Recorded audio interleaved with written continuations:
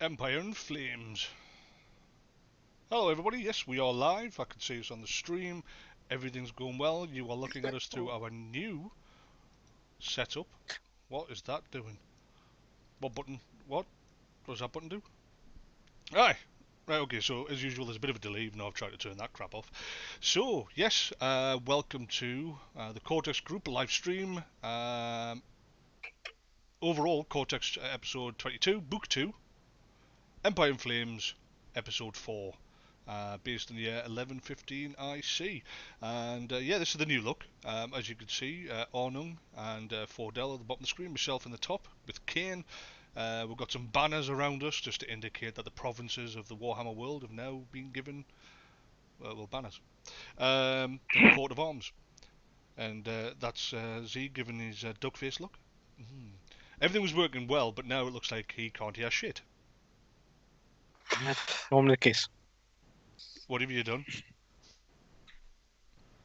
What have you done? Nothing. Oh, his audio's gone crap as well? Shut up, you. Shut up, your face. So yes, we are still missing Nevin. He's in Taipei and living at large. He's sent me a fantastic video this morning saying that it's never too wet, never too early for some kung fu. And the hell has he just done with his mic? Look at him. Fordel managed to blur his background. Sorry, halt. And Talbot managed to blur his foreground. Well done there. So anyway, so yeah, like Karate Kid and all the different classic movies, he's up in his penthouse suite, and he videoed, and you can see like these 3 or 4 guys actually in the piss and rain standing under a bridge at 6 o'clock in the morning doing kung fu. So we all just need to move to Taipei, because I know, you know, at the end of the day, Holt, you know, it's been a long time since you flitted from shadow to shadow upon the rooftops. What's with the giant hand? What are you doing? Stop fiddling! Fixing stuff. You broke, haven't you? Wait. Sorry, 1 second. There. Shh. Leave it alone, Talbot. It'll fall off. Stop. It's not staying. It's not meant for that. I think it's staying. I don't know what's happening here. You think it's what? What? Are you falling over? Falling over. I'm sure that's an better? Adolescence song. Ah. No? Stay still. Why did you have to touch it? Look. Oh. You know, you can get tablets for that if you've got a droopy issue. Now it's just darkness.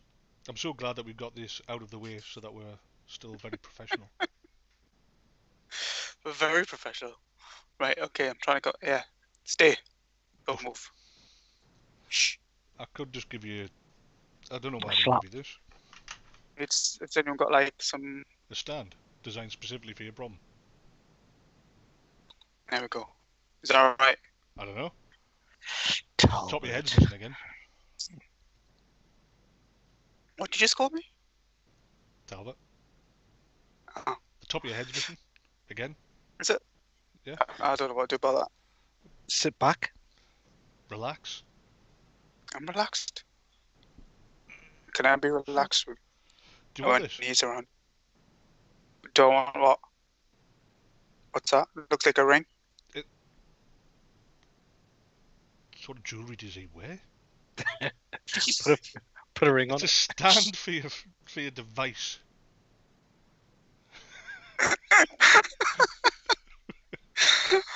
I can't see it. I've got a small screen. Oh, mate. That's what they all say. That's what she said. He's got a small screen. He said it was cool. It was a lie. In my bag. Oh, I think I broke it. Do you want it? No, what? The stand? I don't know. Will it help? Yes. Wait, what is that? It's- I just realised I've got. This, I just realised I've got my works. head set off the other side. I look like the guy from Goonies. Hey, you guys. Chunk it. What are you saying? Yeah, Yeah, my mother said that I look like a fat, bald daughter that she never had. Yeah, she did. Hmm. right. Okay. Do you want the stand? No, it's all right. Do you understand? You do want the stand, You don't you? understand? No, it's all right. It's alright. It's alright. Okay. Are we good? Come on. Yeah, we're good. Fantastic. Right. So, for everyone other than Left. Talbot, what we have here is we have Nordland, um, in the north of the Empire, the northern province. We have the guys who've been hanging out in Hagendorf a lot and Schlaghugel. But right now they've just been to, in the last episode, Winter is Coming. They were in Salzenmund and they travelled north to Neueth Emskrank. At which point you boarded the free trading vessel Minotaur and befriended its captain Tavian Mendahal and also met his first mate Rania Foy. The concept, of course, being is that you will head west through the Sea Claws, hugging the coast to avoid Northman raiders, past Manan's Teeth, Wrecker's Point, and then onwards down past the wasteland and towards the south, which will be Marienburg. I didn't prepare that map. Is it? Oh, It's oh, what? nothing. Is this something that we're seeing, or is that something that the main stream is seeing? I hope everybody can see that. No, Oh. it's not on the mainstream. Oh, well, that didn't work That's out, did because it's buffering. Don't forget it'll be in like 7 seconds lag. it? Actually, Yeah, I said mean, no, you it know, should definitely be it's up. been on for a while. Interesting. I wonder why that didn't come up. Huh. So, So, for any viewers, it may not see no sense. right. Well, we'll move away from that rapidly. That didn't work, but I could set it up for later by adding images. We're still learning. Yeah, even We're always learning. after all this time. You may want to take that screen off. Oh, that's not coming through. How come? Oh, okay. I get. All right. Okay. Yeah, that's not coming through. I'm looking at 2 different screens. It's really confusing. Oh, This. that is. So it was on the wrong screen. That's why. So I've got to put two. See now. I've got to put 2 copies up. So I'll put one there. Yeah. But then if I move that, why did it do that?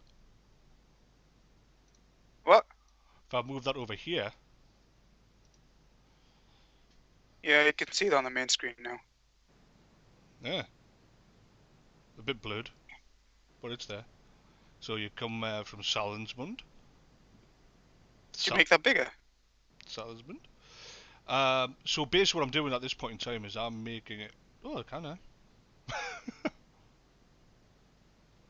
Because So, I can't even see it on the big screen. look, there's ways and means. We weren't set up for it tonight. It was just a flash in the pan. We'll do it some other time. Right, okay, so there was a map. And in future, that map will be visible to everybody. Because what I'll do is I'll have it fill the whole screen when it needs to come up. Because I will have set it as an image. So, Change it from the library. yeah, exactly.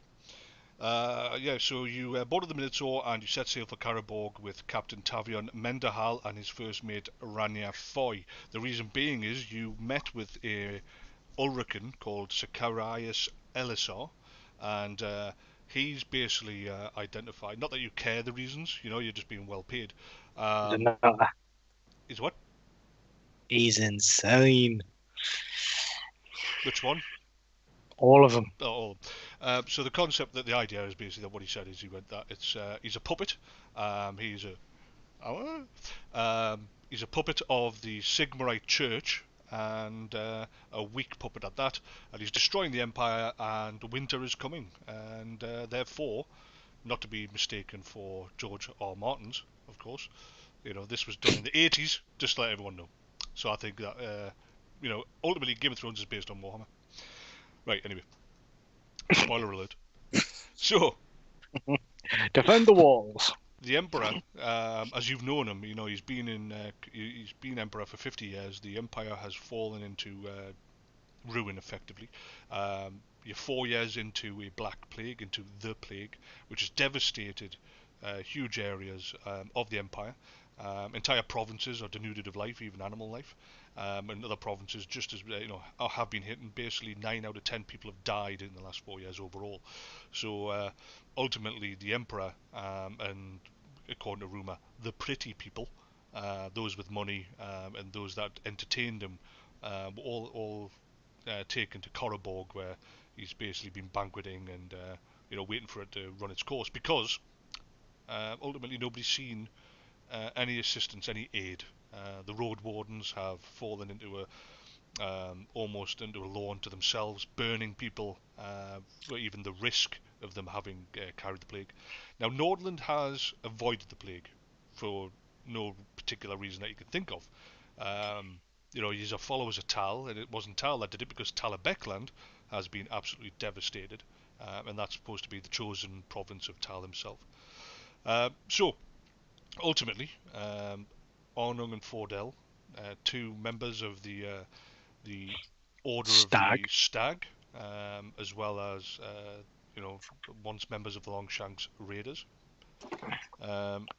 You have been asked by your crew leader. You work for a criminal organisation, a smuggling gang, and you were asked by Eric Fallow to go to Selinsmund, meet with Zacharias Elisar.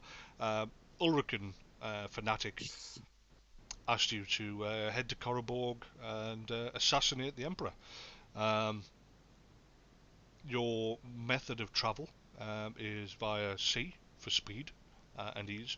The Minotaur is expected, by the time we finish that session, you will literally 1 day's travel north before reaching Marienburg, and then heading up the Reich to Carroburg. At that point, the Minotaur shall be staying in its berth for 3 days, at which point you are to have effectively assassinated the Emperor before making your escape aboard the Minotaur. Your contact, when you get there, you are to head to the Boar and Tusk, order some ale. When served, you are to say, "Ulric, give me the fangs of the wolf," and your reply, that's what you're supposed to say, and the reply should be, "And I shall show your enemies the mercy of the wolf." Any other reply from the barman would indicate it is not your contact. If that reply is forthcoming, you are to wait at the Boar and Tusk, and you will be, obviously, the barman is where the tavern keep will identify you to your contact. You have been given the name by Captain Mendenhall of your contact, an Ulrican and a politician, member of the nobility, but not a Elector Count, Johann von Schattenlass. So he shall meet you at the Boar and Tusk if everything goes to plan, and he will outline how you are going to gain access to the Empire. You are literally the trigger men. Yeah, this entire thing has been organised between the Ulrican Church. You will be told about your cover, where to go, how to get there, but then obviously it's up to you, that final trigger point. Yeah, do it too early, well, the Minotaur won't be leaving, because it's Carroburg is now the imperial port and capital. So they've got to go in there. They've got to explain how long they're going to be there for. They're going to go there for supplies, and they're going to berth for repairs 3 days. So it is important that you don't move too quick on this, because otherwise you could end up being stuck, and you don't want to be there when the manhunt starts for the people that have assassinated the Emperor, because ultimately that's the end result. Yeah. So you've got 3 days with which to get your cover story in place, which you're going to be given, and plan it, organise it, work out your escape route from the palace to the docks, all that sort of stuff. and ultimately, that's where you stand. Any questions for reminders purposes? Because it's been a couple of weeks. No. Nada. You sure? No. Yeah. Okay. Well, we'll go with it. We'll wing it. We'll wing it. Okay, so just a matter of interest, very quickly before we fully get into the game, we just had a Eat, Sleep, Game, Repeat 1337 Elite. You guys got merch, so I thought I'd give them a quick reply saying we do, but nothing uploaded yet. Get in touch with me, send me a private message, and we'll discuss. Yes, as you can see, Talbot's rocking a t-shirt. We've got hats. We've got You get the t-shirt, not the Talbot. We've got other types of t-shirts. We've got hoodies, Albert, fleece jackets, cups, all kinds of stuff. So yeah, we do. If you're interested in the copyright Cortex Wolf, it comes in with the eyes with various different colours.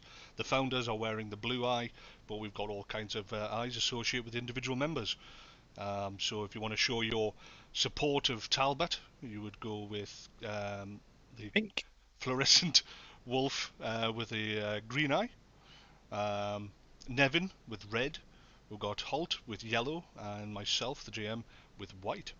So yeah, feel free, send me a private message, and we'll have a quick chat. Plus, hopefully, in the summer we'll be doing some giveaways. So yeah, right. Anyway, thanks for inquiring into that. We'll get into the game, and disclaimers now live. So you're on board the Minotaur. You have been travelling for 2 days. You are.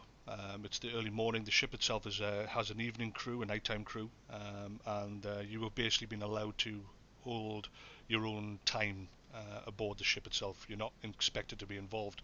On an evening after you've had your meal, Captain Mendenhall has spent some time on board, on the deck with you, having a chat, discussing future possibilities, and you have spoken to him about when this is all over, perhaps working for you is you would like to expand your operations in the north, and obviously a fast vessel such as the Minotaur, and obviously a smuggler. He's a stockade runner.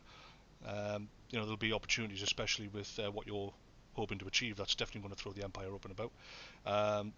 The road wardens are obviously very much a pain. Having a few weeks back you ran into a particular patrol. I don't suppose you'll have told Captain Mendenhall about any of your exploits? No. Yeah. Okay. Well, basically, your final day aboard the Minotaur passes by. You are now in a very strong area. In the north, amongst the Sea of Claws, it is obviously a concerning point. You're definitely open to raiders. The raiders have left the northern coast alone for the last 3 years. They had a stronghold in Marienburg up until the plague hit. They then left very quickly. They haven't come back, so it does show that they seem to have spies in the northern quarter. You, of course, are Northmen, but you've had no actual involvement with the North people themselves, the Norsemen. Having travelled now into the Great Ocean, as you head south towards Marienburg, the water has become more plied with fishing vessels and imperial vessels, operating quite comfortably. And you do note a increase in the Imperial Navy as you head further south. You are passing the borders of the wasteland. You see it is, even from the coast, from where you are, that it is a marshland. It does seem to be barren of all but the most base of life. There's more fishing communities as opposed to villages and hamlets. On sighting Marienburg, however, you do come across visually the largest port in the empire itself, and it is quite staggering. As you get close to it, you see the thousands upon thousands of people plying the water. Huge docks loom up out of the water, rising up into a massive walled city.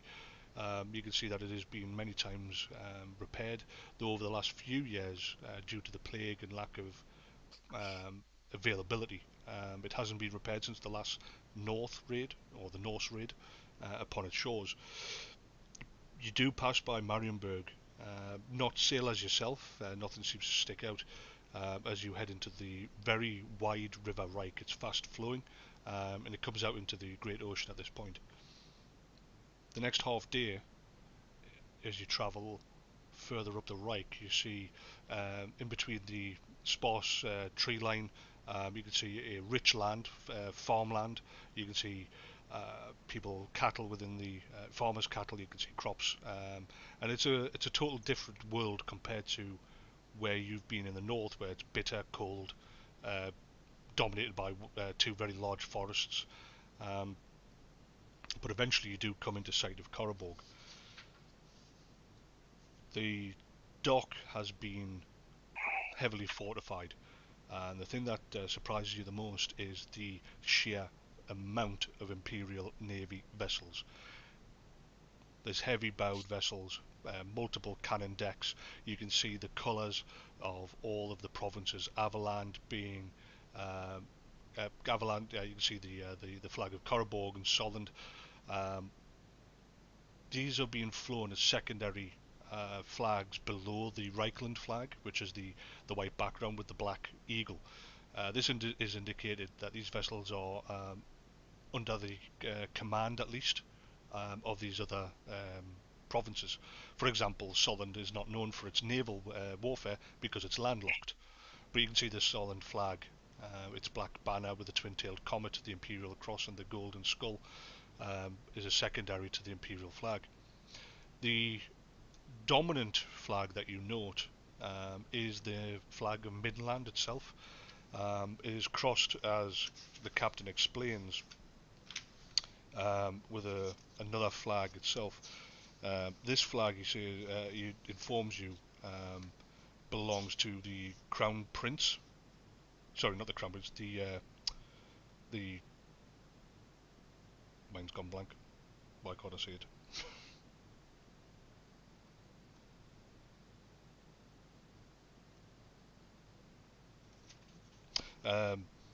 Yeah, so you can see the Nordland flag is flying high beside the Marienburg flag, and he indicates that this is the Prince of Marienburg and the Elector Count of Nordland, Victor von Arema.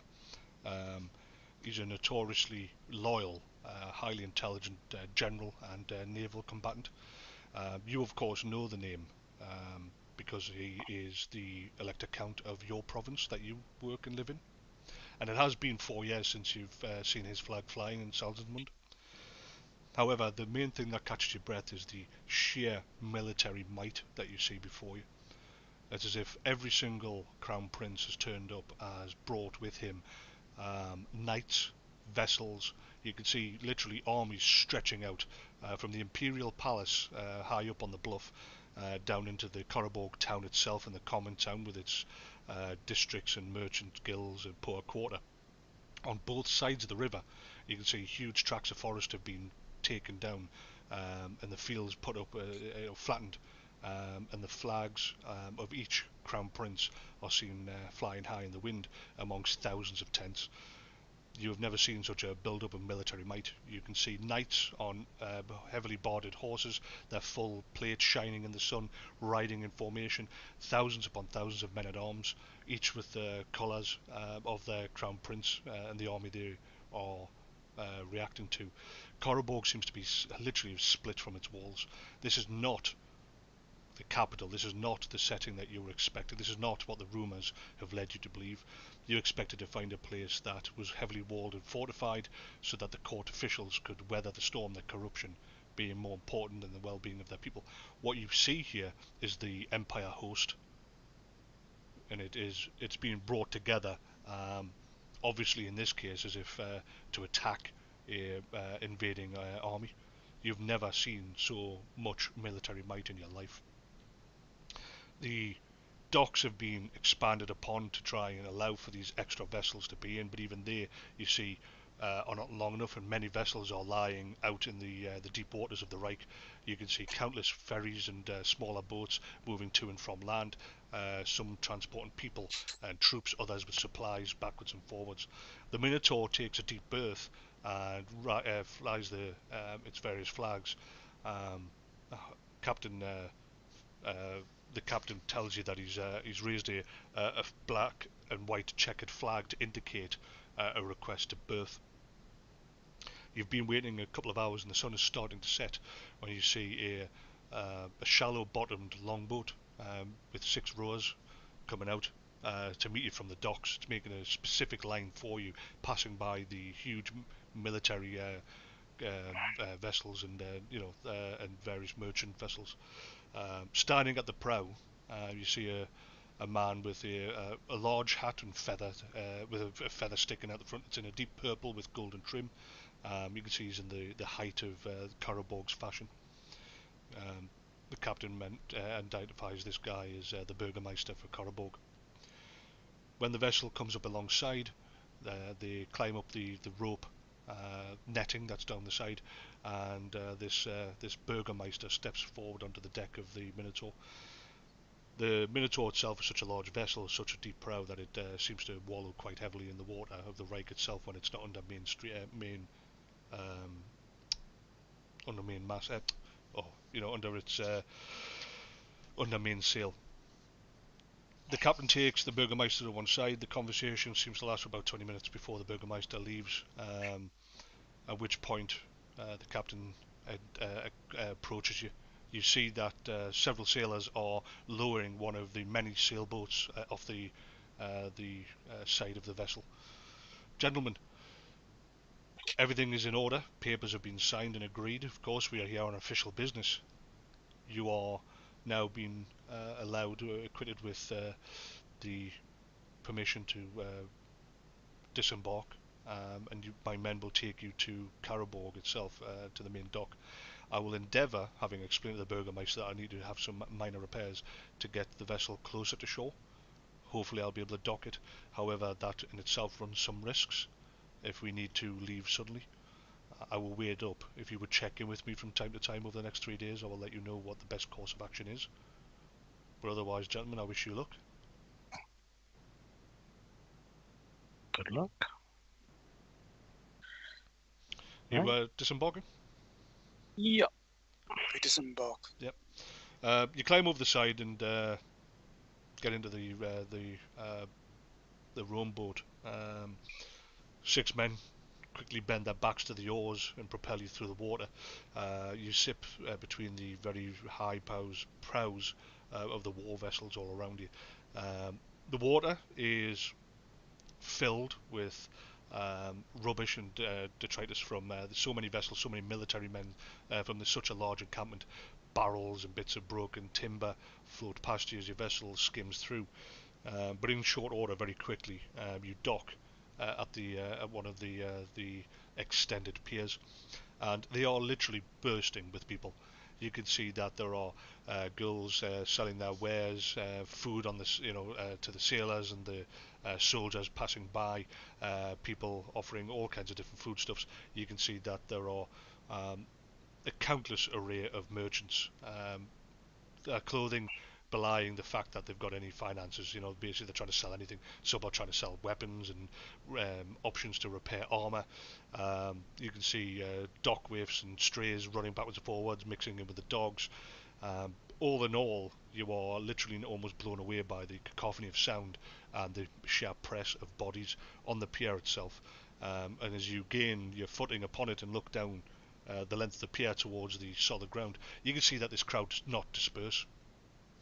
There is literally heat maze above the massed crowd, and even though the sun is going down, it is still summer, and the heat is yet to abate.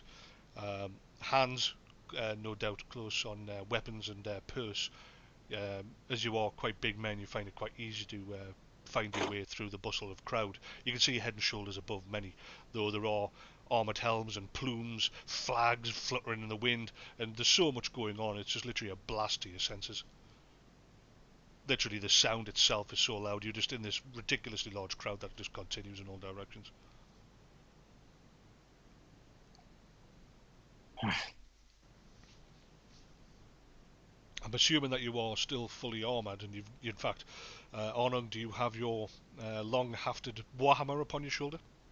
That's not his hammer. Always. After 2 or 3 head strikes, and bringing far too much attention to yourself, you carry it in a more, in an easier fashion, so that you can make your way through the crowd. No? No. He's swinging it. I'm swinging it around. I'm not swinging it around. Swinging me hammer. That's how I carry it. Just that. And then you realise that you can't.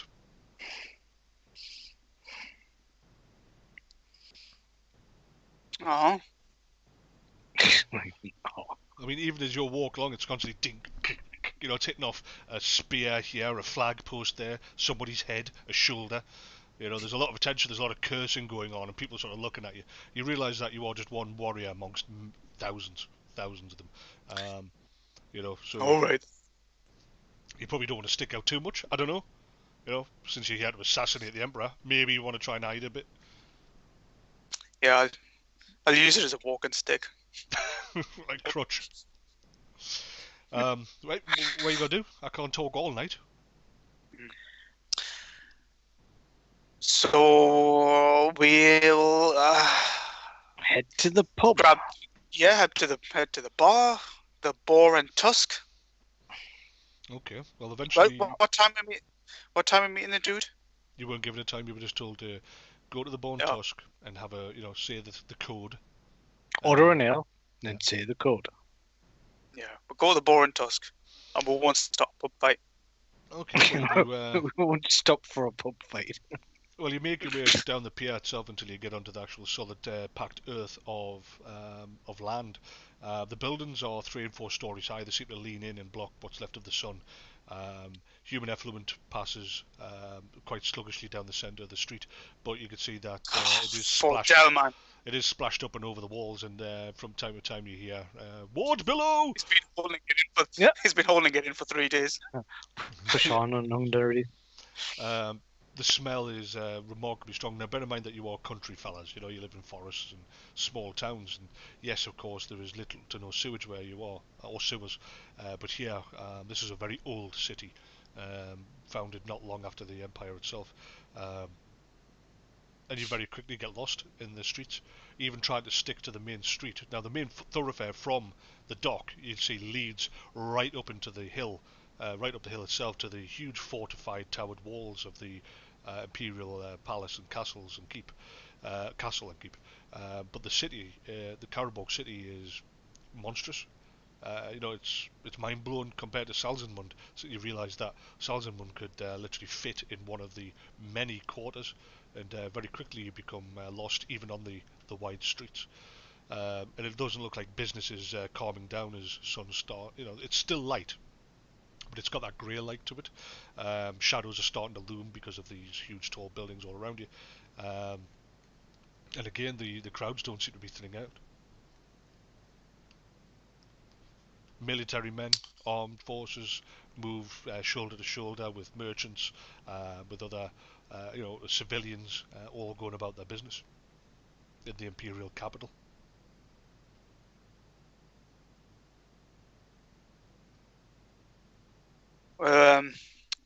So we'll grab like some homeless child. And that's how you started up? Why don't you just grab the nearest person to you? Just grab some homeless child. You there! Show us the way to the Boar and Tusk. So, without communicating with you, Fordel, at all, the huge form of Talbot suddenly smashes his way through the crowd, knocking merchants, men, women, a horse to one side, dives into an alleyway. You hear a squeal, then he picks up this child by the scruff of his tunic and bellows, I mean, to the Boar and Tusk! Like huh? You what? It's like, you know, say child. I mean, you know, someone. No, child is quite specific. Homeless, there's no way for you to tell. So you're just targeting some random child in the crowd. Yeah. He can make some quick money. That's what it's about. He doesn't giving know these giving these young people a chance, a fighting chance. Yeah. That's what it is. It So, would be yeah. easier grabbing someone next to you. It's I'll the throw grabbing some bit stones. that's getting me. Why? Excuse me. I just asked somebody beside her. Excuse me, can you tell me where the boar and tusk is? No. Throws himself through the crowd, grabs his kid. Boar and tusk! No! You know, and his ridiculously aggressive northern accent. And here's some coins. I don't think they do that here, lad. For later.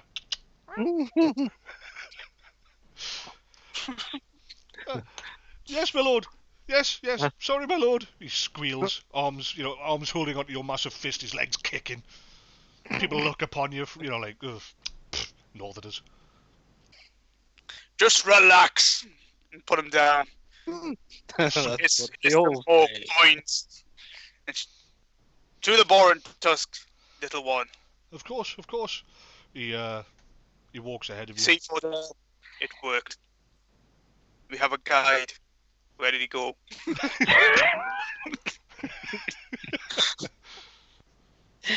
That's why I was saying, not a child. I seem to have lost our guide. Oh God! Well, he leads you Oh, there he is. much further up. He basically continues up the main path, the main road. You're passing by a troop of heavily armed Knights Panther, horses and carts, and you're doing the best you can to sort of like not disturb the populace and cause a massive incident. And the going is slow. Eventually, it takes you to you get to this corner, and the street itself is about half the width of the one that you're currently on, but still a wide boulevard. There's not as many people up here, at least not military wise. Merchant wise, but there is a heavy military presence. You can see that several taverns, several inns on both sides of the road extend off to the eastern direction. You can see men-at-arms, soldiers, knights sitting upon outside on tables and chairs, drinking from heavy wooden tankards.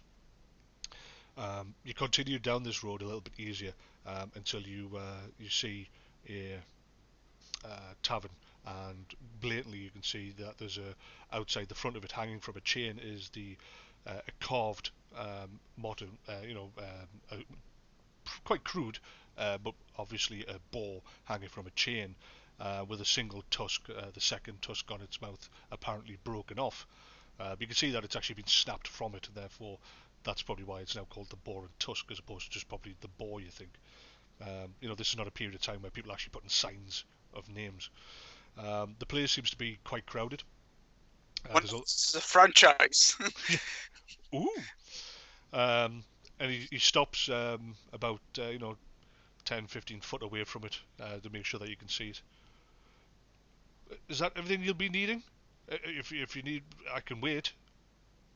Maybe you need somewhere to stay, or some entertainment, some women, food. That all sounds like an excellent idea, boy. You will wait here Yes, my lord. until further notice. Here's some more coins. You throw them. Yeah. You throw, right. He doesn't catch them, and he's Oh, quickly jumped upon not by like 5 or all 6 like different that. kids that he didn't see, who would brutally stab him to death and run off with the coins. Much to the he's dead. Right, you throw some coins at him for some reason, making him skitter around on the hard baked earth for the coins, which you could have just handed to him since he's right in front of you. So arrogantly noble. Throw the coins on the floor. So you stand there, yeah, outside the boar and tusk, a few feet away, admittedly. The door is wide open. You can see men are sitting outside, drinking. You can see some are eating from metal plates, using their daggers to skewer meat, sausage, chips, potatoes, whatever. Chips. And you're now standing outside, attracting a huge amount of attention. What's happening? You've tapped your phone or whatever, and it's now made you incredibly blurred. No, it's not. It's not one of the cameras. Yeah, man. What is it? What have you done? It was you. I didn't do anything. You did. When you were wiping your eye, for some reason you tapped the table because you're backwards and forwards like a child, and the whole thing's rocked. Yeah, man, what you done? This is always your fault. There you go. Hey! Always my fault. Said Mr. Prepared. Are Mr. you going in? Potato. Yep. Head on in. How Right. are you on? Who was prepared? Okay. Right. Right, Fordel. I'll have no trouble. None. Well, What are you looking at? Punch. Right, you work your way through the crowd. You Stop. get to the door, passing by. You have to duck down to get through the door arch. Inside the tavern itself, and that's what this is. It's not an inn. It is a drinking establishment. It is a very large open plan. The bar is in a reverse square U shape ahead of you, so that the drinking area goes around it. So you've got the front of the bar here, and you can see the bar continues off left and right, and all the tables and chairs all around. The place is quite packed, but there is you can see that there are some seating areas that are still available. People preferring in the summer to sit outside. You see there's several bar staff. One fairly young looking fellas working the bar itself, but you can see that there's one large man right at the front, clearly either just the oldest barman that this place has employed, or potentially the innkeep, the tavern keeper, as it were. And he's he's serving beer and taking orders.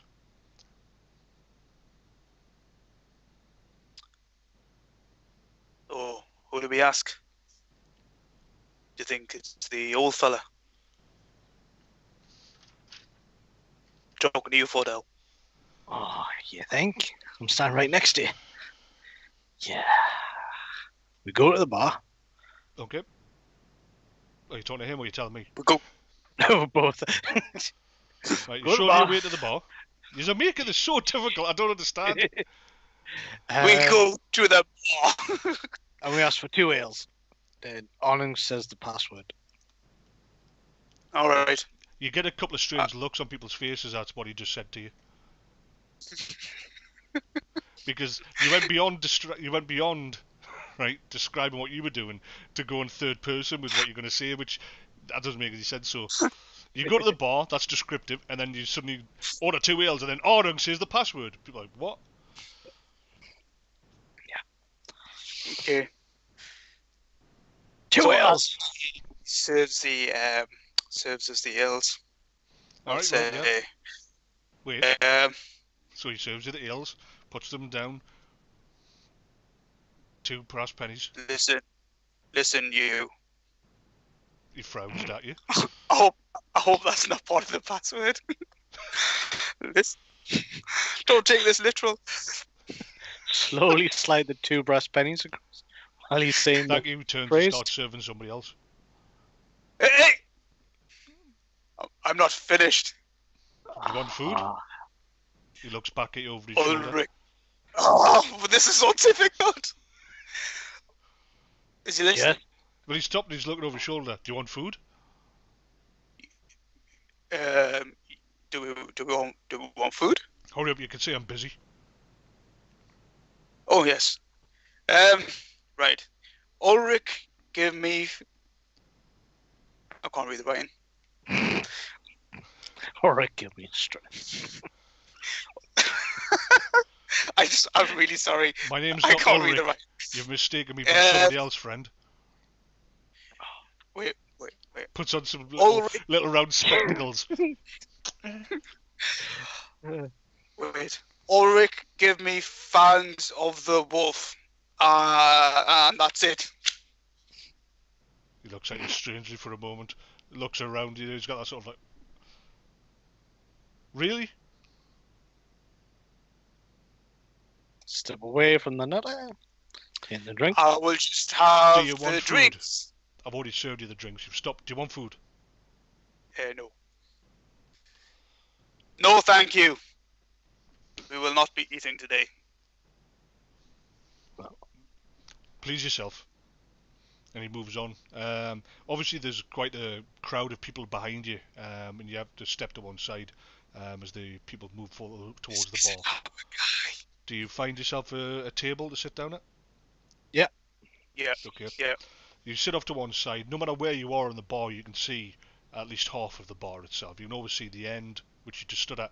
But if you go to the left, you can see the left side as well. Go to the right side. There is no central wall. It's just a crowd kind of blocks a lot of sight because it is just a massive big square main floor with that bar sticking out. Yeah, so you can see across the way. Ultimately, there's no real blockage, but obviously, like I say, the crowd is such, especially when you sit down, you can obviously see what's obviously near as opposed to as in the middle distance as opposed to the far end of the tavern. Um, you sit yourself down at a table, being quite big lads, even amongst the military men around you. Um, you've got that distinct sort of Norseman look anyway. You haven't tried to hide your heritage. Um, and you find that people sort of nobody's glaring at each other. This is not a place of where people are distrustful. This is a military encampment. If anything, the fact that you're not wearing any military colours will probably set you out as a mercenary. Um, so therefore, people are just, they're getting on with their day. They're here, they're mustering, and while the army of such a size is building, while it's sitting here in deployment before it's sent out anywhere, all they're doing is like military men across the ages, drinking and eating. And everyone's a stranger to each other effectively, yeah. So you're not getting any particularly distracting looks or anyone staring at you. You're as alert as you can be. You're pretty much ignored. I think what I'm concerned about is that I think by the end of the night, everybody in this tavern's going to know the password. Especially if you shout it. Yeah. Yeah, a couple of guys next is like, oh, is that what you got to say? We had custom. Yeah. 2 ales and Ulric, give me the fangs of the wolf. Hey! It becomes people cheering and toasting each other with it. You're sitting there for you're halfway through your ale, keeping an eye out, looking around, seeing if the barman decides to get distracted and look at you. Looking for anything out of the ordinary. Obviously, well aware that you have not had the reply back, and wondering what to do next. My slaughter. When you see a large man, his skin darkened, walk in, his clothing is vastly different to everybody else's. You can see he has a sleeveless tunic which is opened most of the way down to his overlarged belly. You can see thick, heavy gold chains around his neck. You see rings on his hands. He's got this big, beaming smile with big golden loop earrings. His clothing seems to be of a very light silk, heavy gold and embroidered with reds and purples around. It's all flamboyant, and he's literally just this clash of colour amongst these military guys with. Some of them are just in their white shirts stained with the chainmail links upon them, or others are actually still wearing their surcoats with the houses that they fight for, the provinces that they belong to. This big black man effectively wanders in. He's got this perfectly manicured beard, thin moustache which is curling up. And he just sort of looks, or he takes about 3 or 4 steps at the tavern, looks around, sees you, and just this massive smile, and you can hear even over the crowd's gentle murmur and talk of "Ha ha ha, friends!" And he just starts working his way through the crowd. People are getting out of the way of him. He's a big man. He's not your height, but he's got this belly that's really sort of pushing the tunic's ability, its workmanship and strength. He walks over and he suddenly he just produces a chair, puts it down before you, and he sits down. Um, he's got a very strong perfume smell. It's a mix of spices and natural, like roses and that sort of thing, with a tinge of citrus. Ah, just the 2 men I was looking for. I'm a man of far-seeing abilities. I'm a soothsayer. For very little coin I will tell you of your future. And he puts his hands out before you, obviously an indication left hand for Arnung, right hand for Fordel. Place your hands upon mine and know your futures, my friends. Ha ha ha!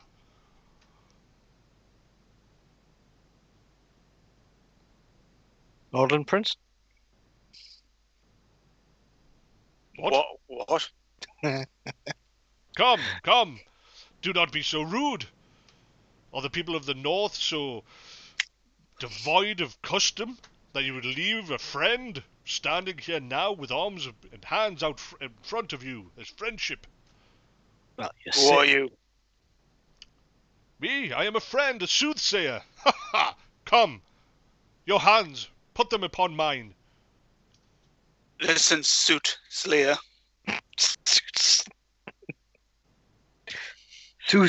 Slayer. What? Soothsayer, I am a No, friend to all. Slayer. That's It what I is a- say, Suit Slayer. It is bad luck and considered to be a curse not to put your hand upon a soothsayer when it is offered to you so openly. Are you want me to lay with me tonight? Why would you want my hand? So that I may tell you of your future. I know my future. I don't think so. Come, come. We are all friends here. I ask for nothing but the smallest of coins. He is literally like that with his hands open. He's got no sleeves. You can see the gold rings there. There's these bracelets up one arm, a massive snake-like torque up to the elbow on the other. The man is clearly very well off.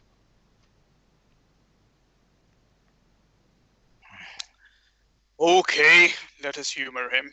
So I'll give him a hand. He looks. Come, like your friend. Together we shall make the triangle, and from here we shall know our future. You shall know what is to come. How will this land treat you? What will your days be? Will they be full of women and money? Will they be full of food and spices, adventure?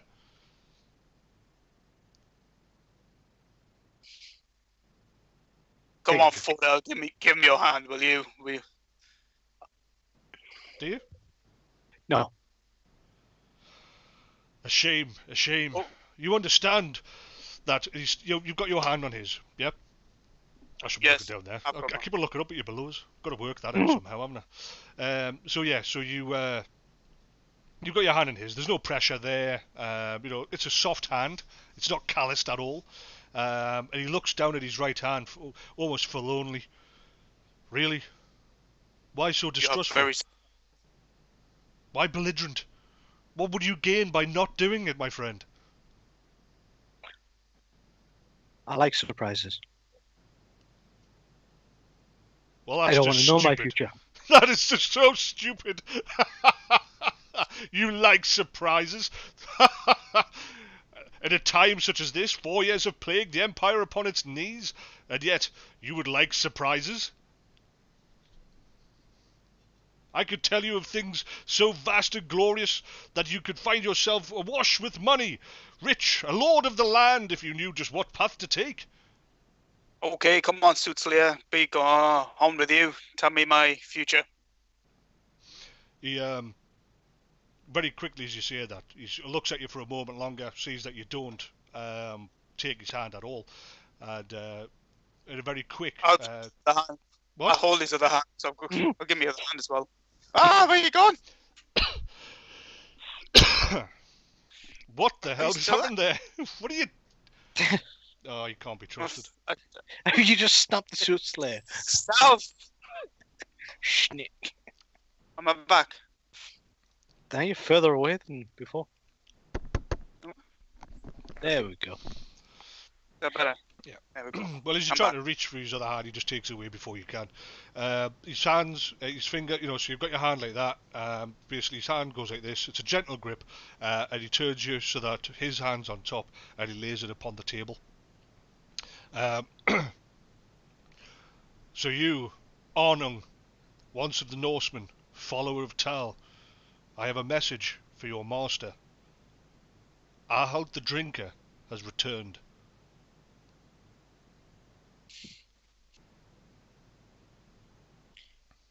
Message. Let me write this down. Oh. No.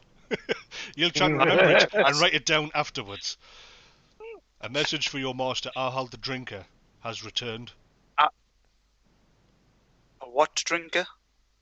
The Aho. drinker. I'm not going to tell you. Right, I'm going over the top of it, mate, because you've got to stop. Stop what you're doing. You can write it down Aho. afterwards. Ahal the drinker has Drinker. returned. The rat slayer is not who he pretends to be. You then feel something in his hand that is quite hard, quite solid, as he lets go.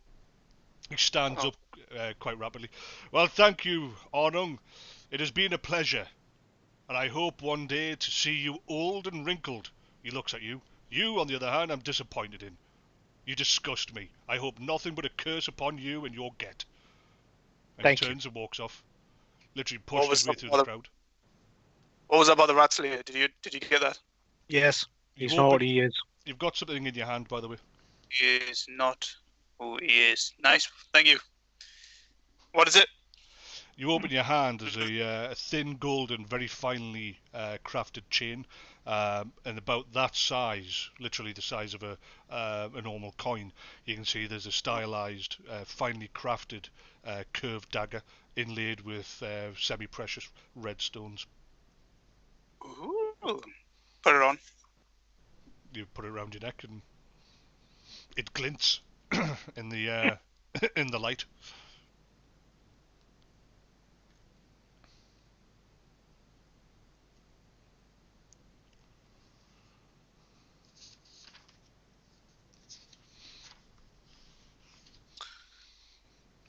After a couple of moments, literally after this fella leaves, you see the barman, or you actually before this happens, because you do have a couple of moments. What he's talking. Um. So, Fordel, what is wrong with you? When did you become such a bore? Why didn't you give the man your hand? Because I didn't want to. We're You know waiting for what? somebody else, not him. How do you know that? Can you tell the future too? Because he's not dressed like an Ulrican. But you could have had your future told. I don't want my future told. You know what? Maria has ruined you. You used to probably be has. fun.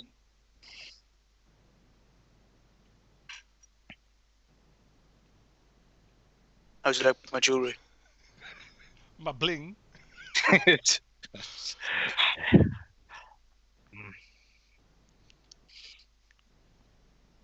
become aware that the barman comes through the crowd at this point, appearing before you.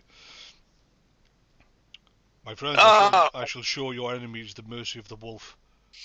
And he puts down Oh, 2 plates of food, heavily. You can see there's 3 or 4 different types of meat, and some gravy and that sort of thing.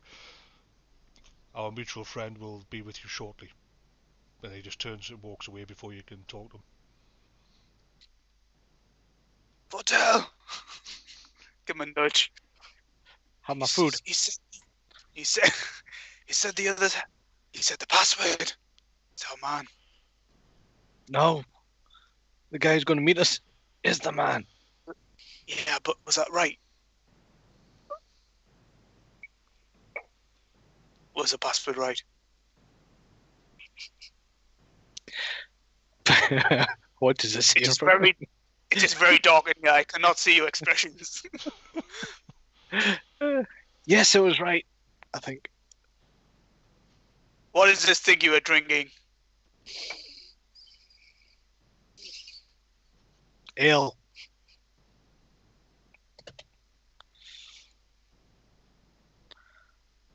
Well, Have you some sit food. there in silence, being awkward as shit. After a while, you can see a man comes into the tavern itself. You can see his clothing sets him different from everybody else. He's wearing a long robe over which you can see there's a piece of furred cloth that hangs down as 2 strips down the very front. His hair is dark with grey streaks through it, pulled back into a ponytail. You can see that upon his neck, as part of the material itself, you can see the golden eagle of Nordland has been embroidered into it, and also around his neck you can see the stylized icon of the wolf on a chain. He walks towards the bar, talks to the barman, and then the barman motions for him to walk past the bar, and he goes out through one of the doors that you've seen the staff coming and going. After a couple of moments, he looks over, and you can see that you're obviously very much alert, looking around. He catches your gaze, and you see him go just two quick successive nods towards the door, the back door that you saw this man go through. Oh, he's looking at us. Yes. Okay. We'll take our drinks and Take the food. make a. You finished your food by now, anyway. I'll take the drinks and head to the back. Okay. To the door. You work your way through the crowd, opening the door itself, and step into a long corridor. There's several doors off to one side, but a young scurry lad is literally standing by the doors you come through. Follow me, he says, and he walks down the corridor. If you're, I'm assuming, following. Yeah, Yep. follow. Partway down the corridor before you get to the end, there's an open stairs. Going up to the left, which he walks on up. You get up onto the second floor, coming back in on yourself. The stairs halfway up, in a square like crafted, turn around back on themselves. Then you walk along the upper floor, many rooms on the other side, stopping at one door, which he opens and stands to one side, letting you in. Enter. Another thing you notice, of course, is that this building, unlike any others you've been in, even the upper floor is made of stone. It is the capital. It's an old city, and it's obviously been rebuilt several times. Going into the room, you can see that the shutters have been pulled across the one window, casting the room into a gloom that's only broken by two heavy wax candles. It gives you sufficient light to be able to see every corner of the room itself, but no natural light is being allowed to come in, and the shutters are particularly heavy. Sitting at the table opposite, you can see the man that first entered the tavern moments before. Obviously, as you walk in, I have been sent word to look for two men such as yourself. You spoke to the barman. You were given the words. I would hear them again.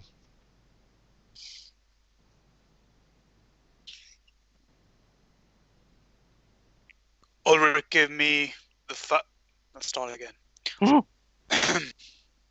Ulric, give me fangs of the wolf. And I shall show your enemies the mercy of the wolf.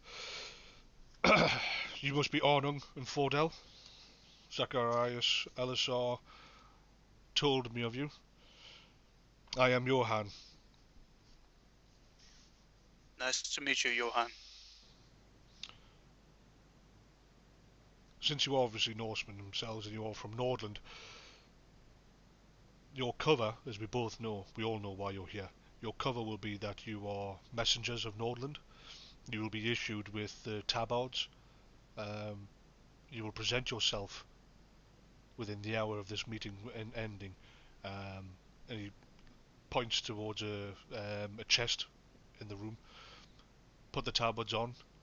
You must present yourself to the castle and say that you have a message for the Prince of Marienburg, that you are messengers from Nordland and that you are here for Prince Victor von Rhamer.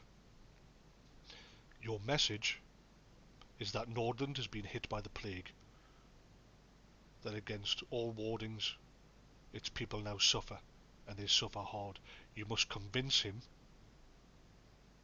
of the truth of this.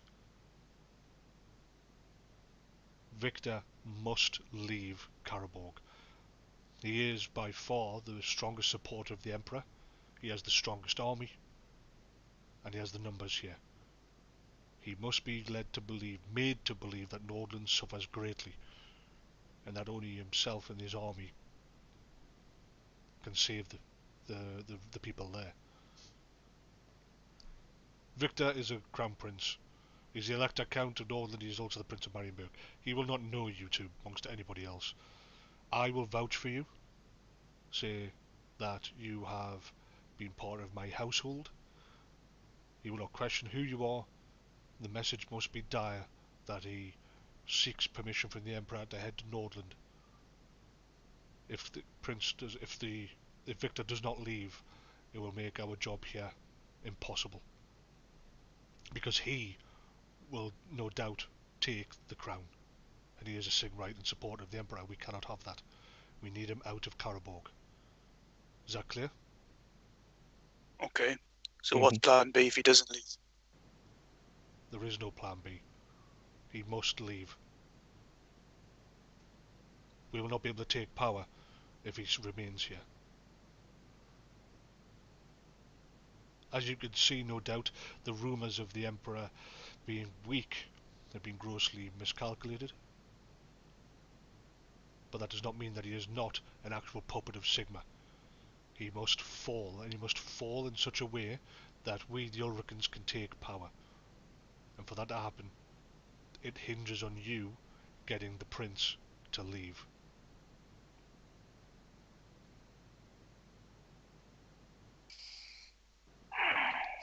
At that point, Victor will no doubt seek an audience with the Emperor. He will take you with him. You are there at that point simply to lend strength to this tale of woe. You may come under question from some of the other counts or the Emperor himself. When Victor leaves, you will now be in a trusted position. You will have been seen to come and go from the court. You will be known as trusted men of Nordland. I am of Nordland, and I will have you there as my personal guards. This will give you unprecedented access to the Emperor. On the third night, the Emperor is hosting Count Justin de Christopher. He is an Estalian prince, and the ambassador. He is hoping to gain food and other aid from the prince. He will host him on the third evening. That is when you will strike. While he prepares for the grand speech in his chambers, you must find a way in the next few days to get access to there. You must assassinate him within his own chambers. You will then leave. You will tell me that it is successful, and I, not the Emperor, will stand upon the dais and give news of his death. The Ulricans will take power, and we shall bring right back to the Empire.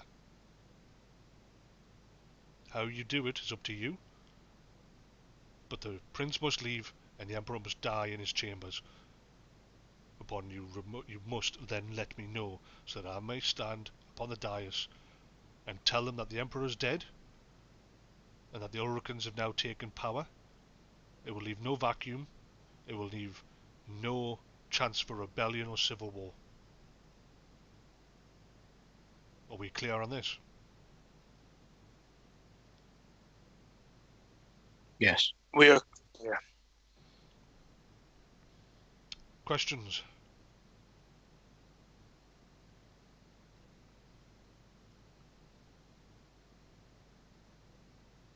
We have no questions. You have Mm. questions? No. In 1 hour, present yourself at the castle keep. Make sure you're wearing the tabards. He stands up, walks around the table. Gentlemen, we are on the cusp of something great. The Empire is at its weakest. We must strengthen it. We must bring its spine back. The Elector Counts are too corrupt and filled with infighting. The Emperor is a puppet of Sigma, and the Sigmarite Church has brought the Empire to its knees. Only through Ulric and the old gods will we see strength return to man. You are heroes, and you will be lauded as such. Praise Ulric. He looks at you expectantly.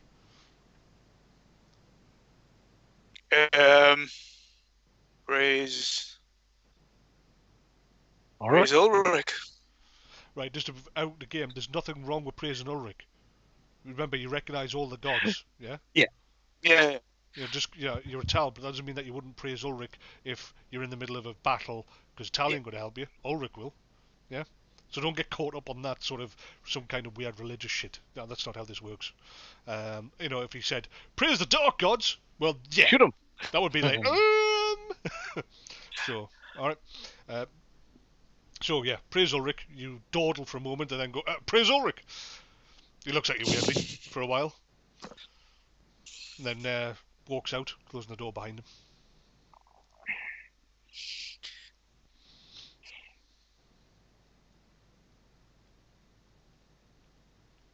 We've got to work on these silences, lads. I don't know what's going on tonight, but we're just tired.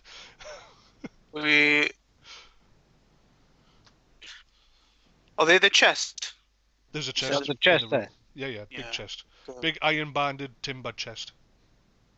So we go to the chest and grab the little Tabards. the tablets, yeah. You open them up. They are the tabards of Nordland. You can see that they're dominated by black with red trim.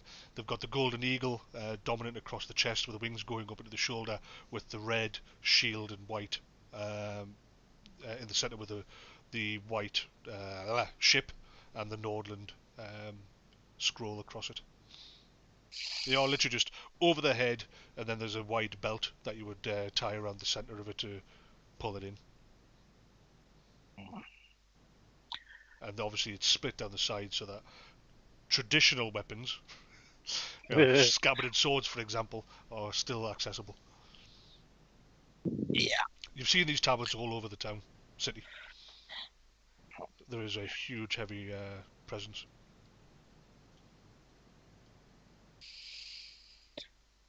Right. We better Let's head go to the and see keep then.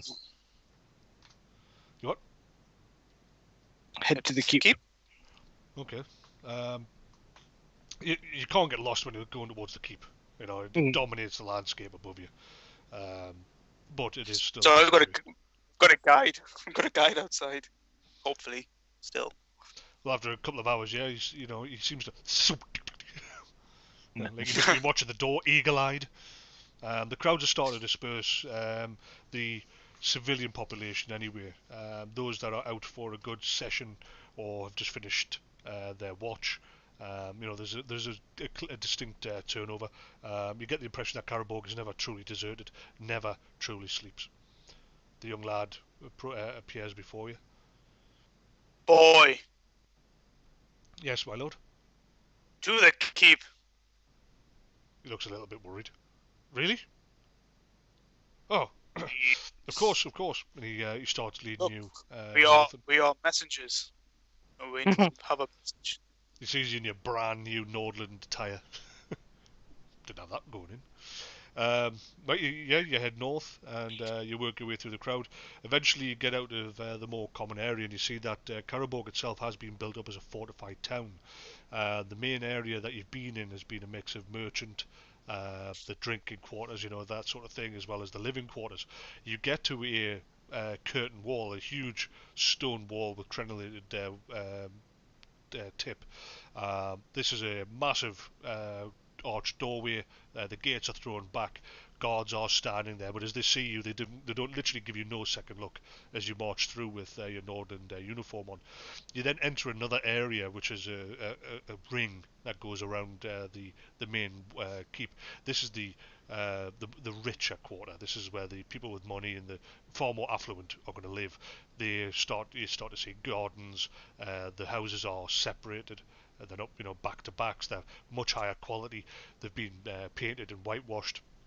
And the roads themselves are much wider. There is distinctly a lack of excrement on the street, and there's a clear absence of the ragtag civilian populace that you've just been through. You can see that the soldiers here, their armour is polished, brighter. The plumes are higher. They're very much like they're on parade. And you walk straight through.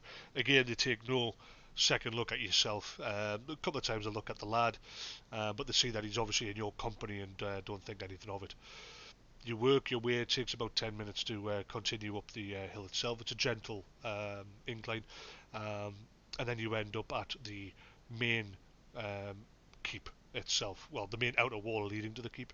This is still open, but you can see distinctly the soldiers wearing the white background and black eagle of Reichland stand. You can see that they've got halberds and they're standing smartly at attention. Obviously, as you approach, they lower the halberds well before you get to them. And one of them is, well, they're obviously, there's about 6 of them here. The closest one to you. State your business at the keep. We are messengers from Nordland, And who do you seek? the prince. Is that right? Why are you asking me? I'm asking you. I'm asking Count of him. Nordland. Oh, him. 4. Step forward. Step forward. The Talbots? The halberds. The Talbots are lifted. Wrong game. The halberds are lifted as you go a step forward. We'll send a messenger ahead of you. If you continue up this main path, you will find yourself at the main barracks. He looks at the warhammer. You seem to be quite heavily armoured for a messenger. Nordlander. They are tough times. One needs to protect themselves with large, destructive weapons. Really? We hear that. Really? We hear that outside of Carroburg, the place is awash with the plague. What sort of enemy do you see yourself having to destroy with such a weapon? Beastmen, ratkin, Ratkin? great, many things. What's a ratkin? It's a beast that looks like a rodent. Half man, half beast. You're pulling my leg. Yes, he is. This is a Jester Ronald. Of course not. If I was pulling your leg, you would know about it.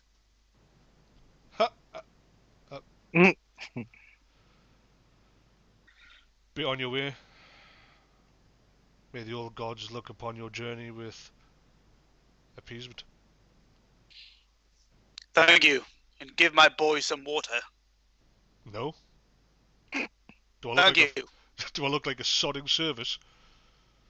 And throw some coins at his feet. At the god's feet. He looks at them. Yeah, and walk off. He seems sort of kick them away from himself. As you walk away, going, Nordlanders, they're so freaking weird. Just threw some. This one is. You just threw some petty change at my feet. What? Freaks. You did, as you were talking, you saw a young lad, obviously a page. His clothes are immaculate. He lit off up the road, full, Tom Cruising. Woo! I'm cruising. Yeah, he was full Tom Cruise up the road. By the time you get to the barracks, You can't say Tom Cruising because if you said full Tom Cruising, you'll just see Fordel and I just run the other way because that means there's danger. there's a missile coming. A what?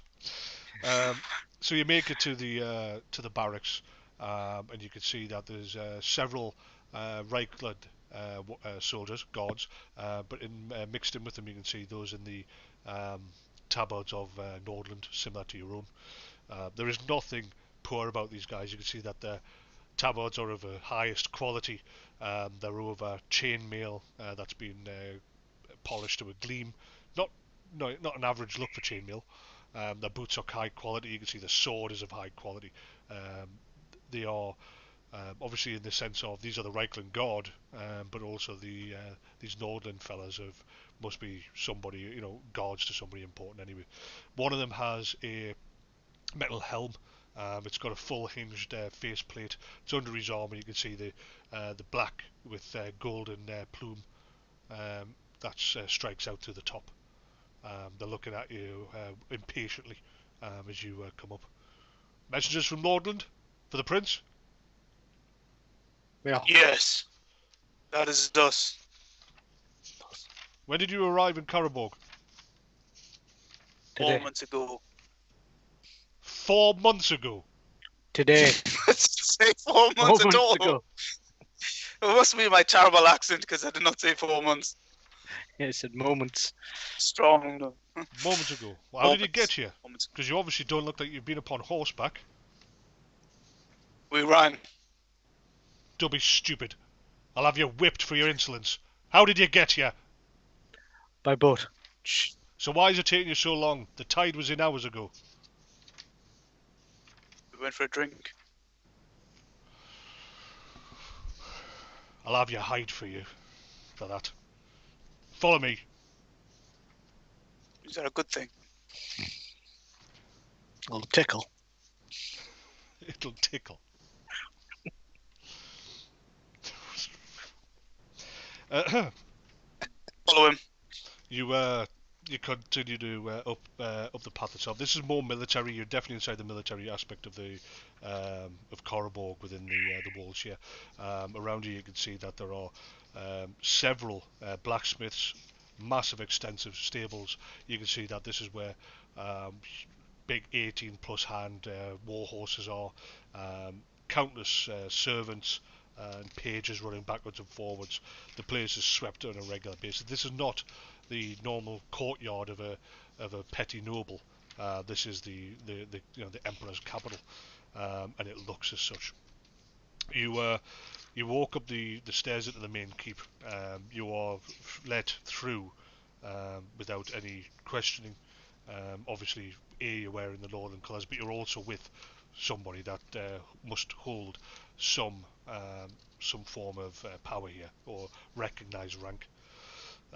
As you enter the main castle itself, your boots, which are mud covered, you feel you look down upon the floor itself, which is of a polished stone, which actually reflects the million lights candles that are burning in the massive jeweled chandeliers all around. There is wealth here, immeasurable. The man that's marching ahead of you, his boots actually make a clipping sound. You can actually hear them click, click, click, click as he marches across this highly polished stone floor. Men and women, dressed in a variety of fashions, walk backwards and forwards, each in conversation. You can see there's priests mixed in with soldiers, men at arms, as well as the obvious nobility. You can feel yourself, you stand out. You are rough. There's no shadow of a doubt here. You're taken across this marbled floor. The huge motif that's been inscribed into the floor is that of the Reichland itself. However, dominant is the markings of the Drakwald, which is the big red bull with the half white, half black shield. Yeah.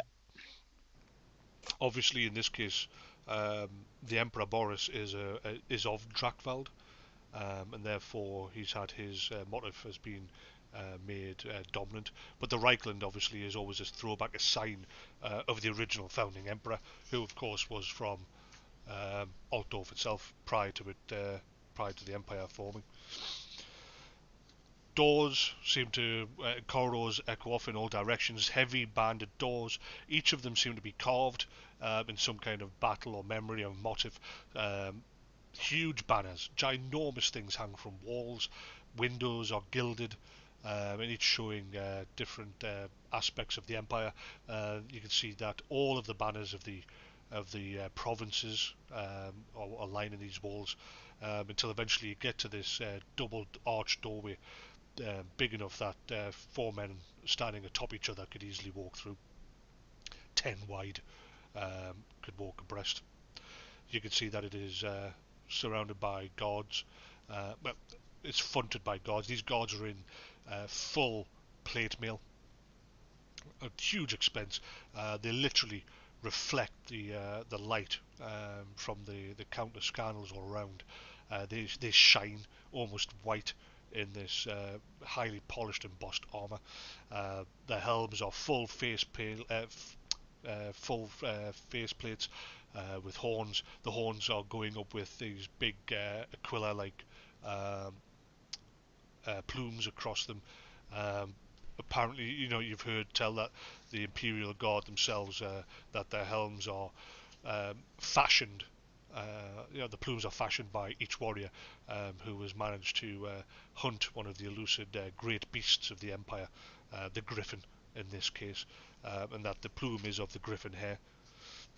Huge great swords, shoulder height to them. They literally lean across on their crossbars, the cross guards.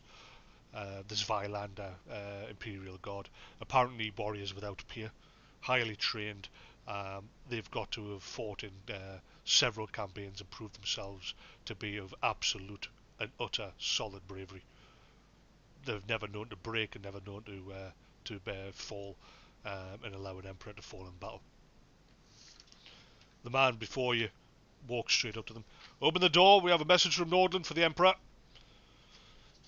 Without a single word, they turn to one side, and these massive timber doors, open silently. Possibly thinking that you were going to look upon a throne room, you find that you're just looking at another square room, still vast, dominating obviously a good centre section of the palace. You step through and you can see that there is a big curved long table, quite low, with a load of chairs around it. You can see there is a raised area and that there is a throne, but it is vacant. However, a door slightly behind it, equally as vast, is open, and behind that you can see a lot of men, a massive, huge table, and you can see people are moving backwards and forwards with scrolls and that sort of thing. Walking towards you, however, you can see an oldish gentleman, still proud of and bearing, still quite solidly built. He's not wearing any pomp, but he is wearing a tabard of Nordland. Like I say, he's quite old, but he's square of jaw and his eyes are quite piercing. You see there's a high intelligence about him. As he walks forward towards you, he obviously recognises whoever this man is that's been escorting you. Are these the two? Yes, my lord. Steps before you. Message? Bad news. Nordens hit the plague. The plague's hit the Nordens. When? 2 weeks by.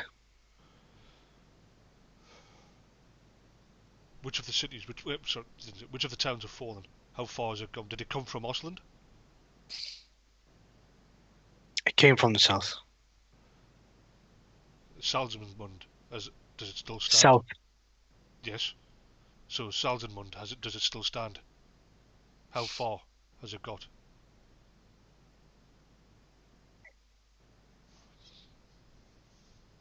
Well, it's. I would tell you. I need a map.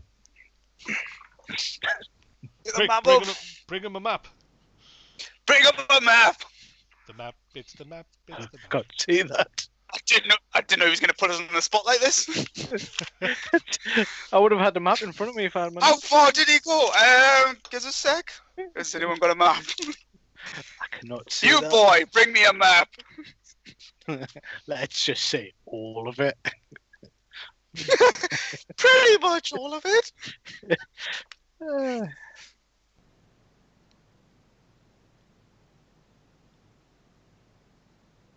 Can't see any of that. Just Salzmund. Is that Luftburg? 1 second.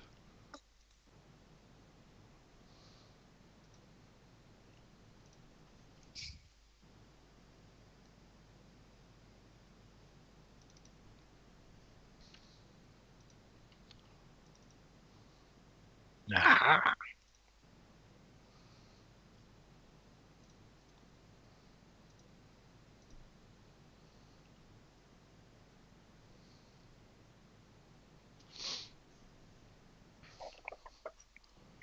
So it came from the south. So it has penetrated Midland, and yet they have had not word. As far as I understand it, we thought that it had stopped at the Talabek. Gunther will not be pleased. Do you have any word of Midland? No word from Midland, sir. So it's come north. How far? Show me. He puts out. Remember the half-arch table that I said that Yeah. dominated the first room. So, map is broad and he puts it out before you, literally showing you the northern province. We think it's followed Priest of Shalia, one of its. Shalia. We think it's from where the Shalia priest has been. It is located in those areas. And I'll just point to the fort, like the bottom three. Frot, Dunson, and Marklow. Yeah. And, then moved up to Becken, Salzmund, and then Luthberg. Then it's spreading. Do we know if it? So has it gone as far east as Beelen? We came as soon as it came up to Luthberg. The road warriors, the road wardens didn't get their job done. But a priest of Shalia. We think that one of his followers may have hidden that he was corrupted. That goes Or should I? against their entire order. So, my capital has fallen. Its people low. Is there any word from Laurelon Forest? No word from the forest, sir. I assume that people are heading north and west to try and stay ahead of the plague itself. That's what we've seen across the other provinces. Is there any word of what happens if they enter the Elven Forest? Do the Iana welcome them? Or do they push them back out? Has there been conflict between my men and the Iana warriors? Have the Kif band made themselves known? There's been no conflict with them, sir.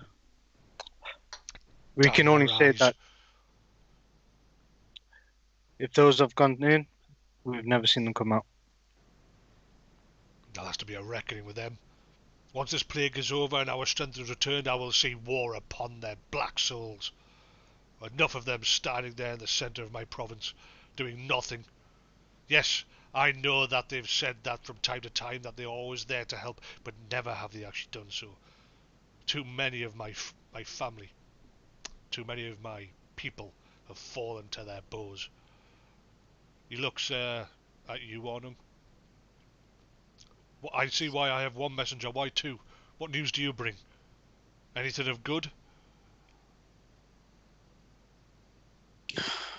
No. No, my lord. We have no good news. None. Who dispatched Nordland you? Nordland is no more? Nordland is going to fall. It's, as my friend has said, I knew I shouldn't have brought our full might here. As far as Luthberg, I mean, the east is gone. I don't know. I can't speak for the forest folk. They're a dark breed and they need to be taught a lesson. They could have helped us. They could have helped our kind. They could have dropped their borders and let them in. Women, children. I have amassed our entire armed forces here in Carroburg. They could not hide behind their hatred and distrust of our military men. When the plague is hit, when the suffering is at such a level. Who sent you?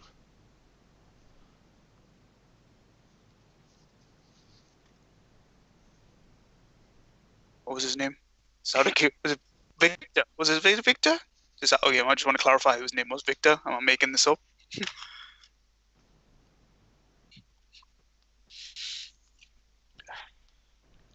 I know you must be tired. Who dispatched you with this news?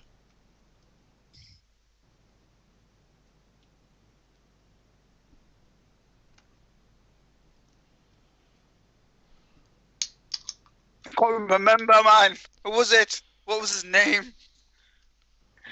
Yeah, got the notes in front of you.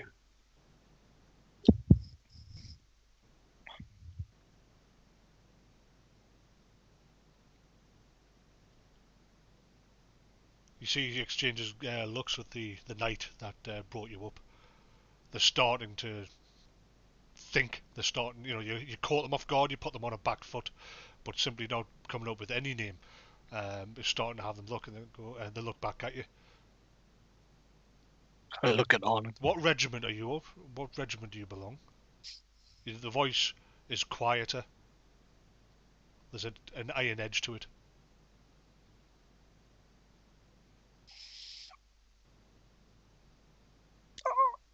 I honestly can't remember what it's called. So what you're actually doing is just standing there looking blankly at him. That sort of look of shit. What was his name? Make something Johan. up for fuck's sake. Johan! We are friends of Johan. You are friends of Johan. Johan who? It is a common name. What are your names? What regiment do you belong to? We are messengers of Nordland. Yes, we've actually accepted that. That's why you've got an audience here. Who is your superior? We are simple mercenaries. Tasked to do a job. And that was to bring word. So why are you wearing my colours, mercenary?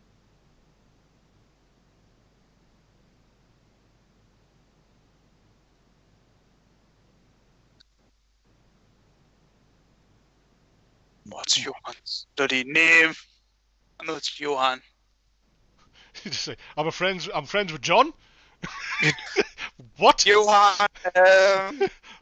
The Prince of Marienburg, Lord of Nordland, Elector Count, who sent you? Who dispatched you here with this news? Well, I'm friends with John. What? Actually, I'm a mercenary. What? Why are you wearing me colours? I'm friends with John.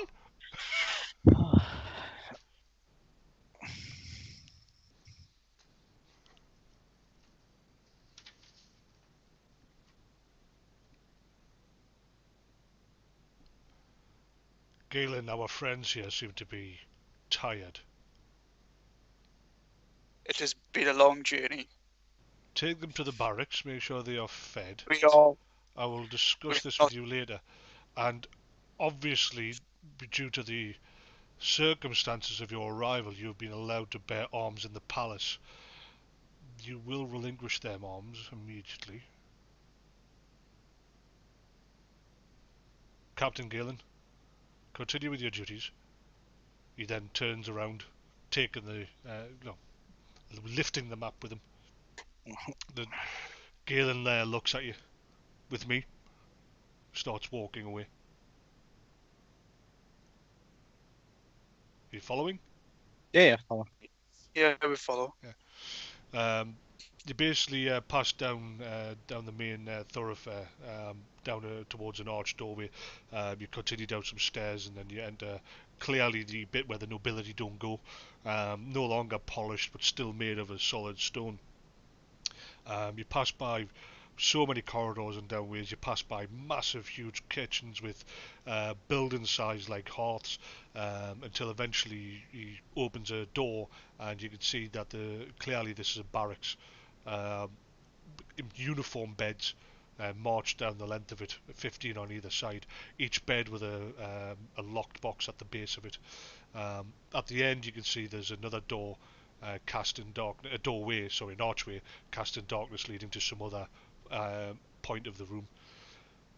At the end there you will find the area to clean yourself and relieve yourself. You will remain here until you are sent for.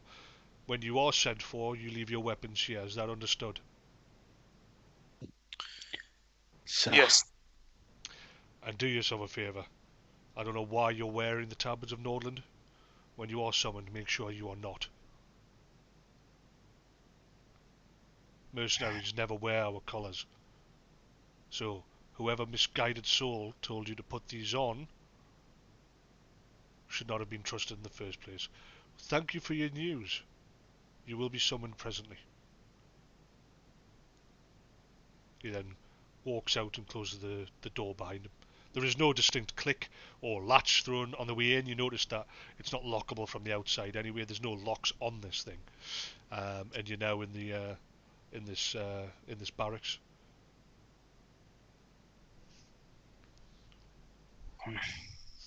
Silence grips you. Holy shizzle.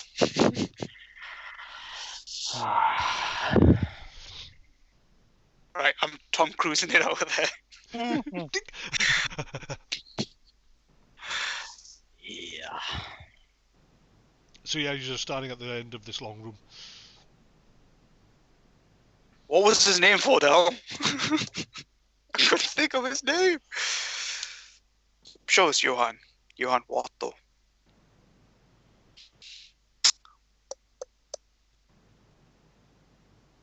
Was it Johann von Schattenlass? Was that the dude? Right. If you're in a conversation in real life, Fordel, you would say yes, no, can't remember. Not just look at the camera. What? Talk, man. Yeah. Fordel, speak. No, No, I don't know his name. You know the man that we were speaking to before, No, Johann. Was that not Johann? I don't know his name. Help me, Tal! Give me a sign! A massive antler appears out of literally in the air above him and strikes to his heart, pinning him to the floor. I was too busy writing stuff down what the fortune teller told me. Well, blame him. Let's say the fortune teller told me. Yeah. These are terrible. Right, There's the thing is, key bits of information here that you've clearly just went, I'm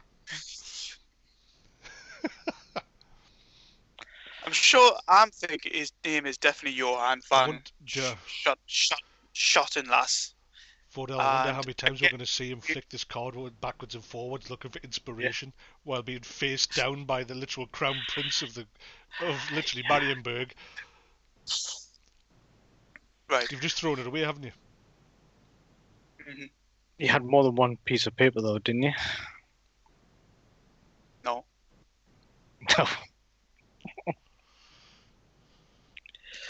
No. So I'm assuming at this point, Fordel, you've sat on one of the beds, head in your hand. Yeah.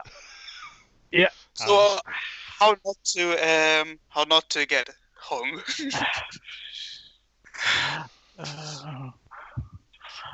Yeah.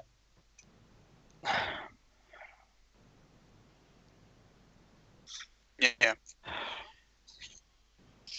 So what story are we going with now, Fordel? Johann's out the window. Yeah, I think Johann's the guy we met. He's not the guy that gave us the orders. Yeah. So when they said who gave us the orders, Johann's been here how long? And he's the member of Ulrican Church.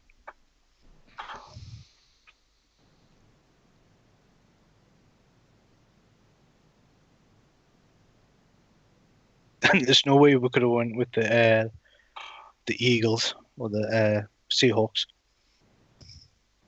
No. And we can't say, yeah, you know Longshanks. Well, the Longshank Rangers are known in Nordland. They're very well known in Nordland. They also operate as scouts, remember, for the armies. Yeah, true. Did they? Yeah, that was in your first brief. I know. Yeah. Look, it's been a long journey, Fordel. We can be forgiven. We've just been struck by a plague. I wouldn't say that. Oh, we've got the plague. What? Maybe. Aha! So have you all. Yeah.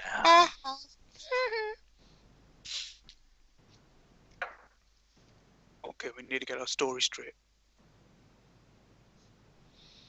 The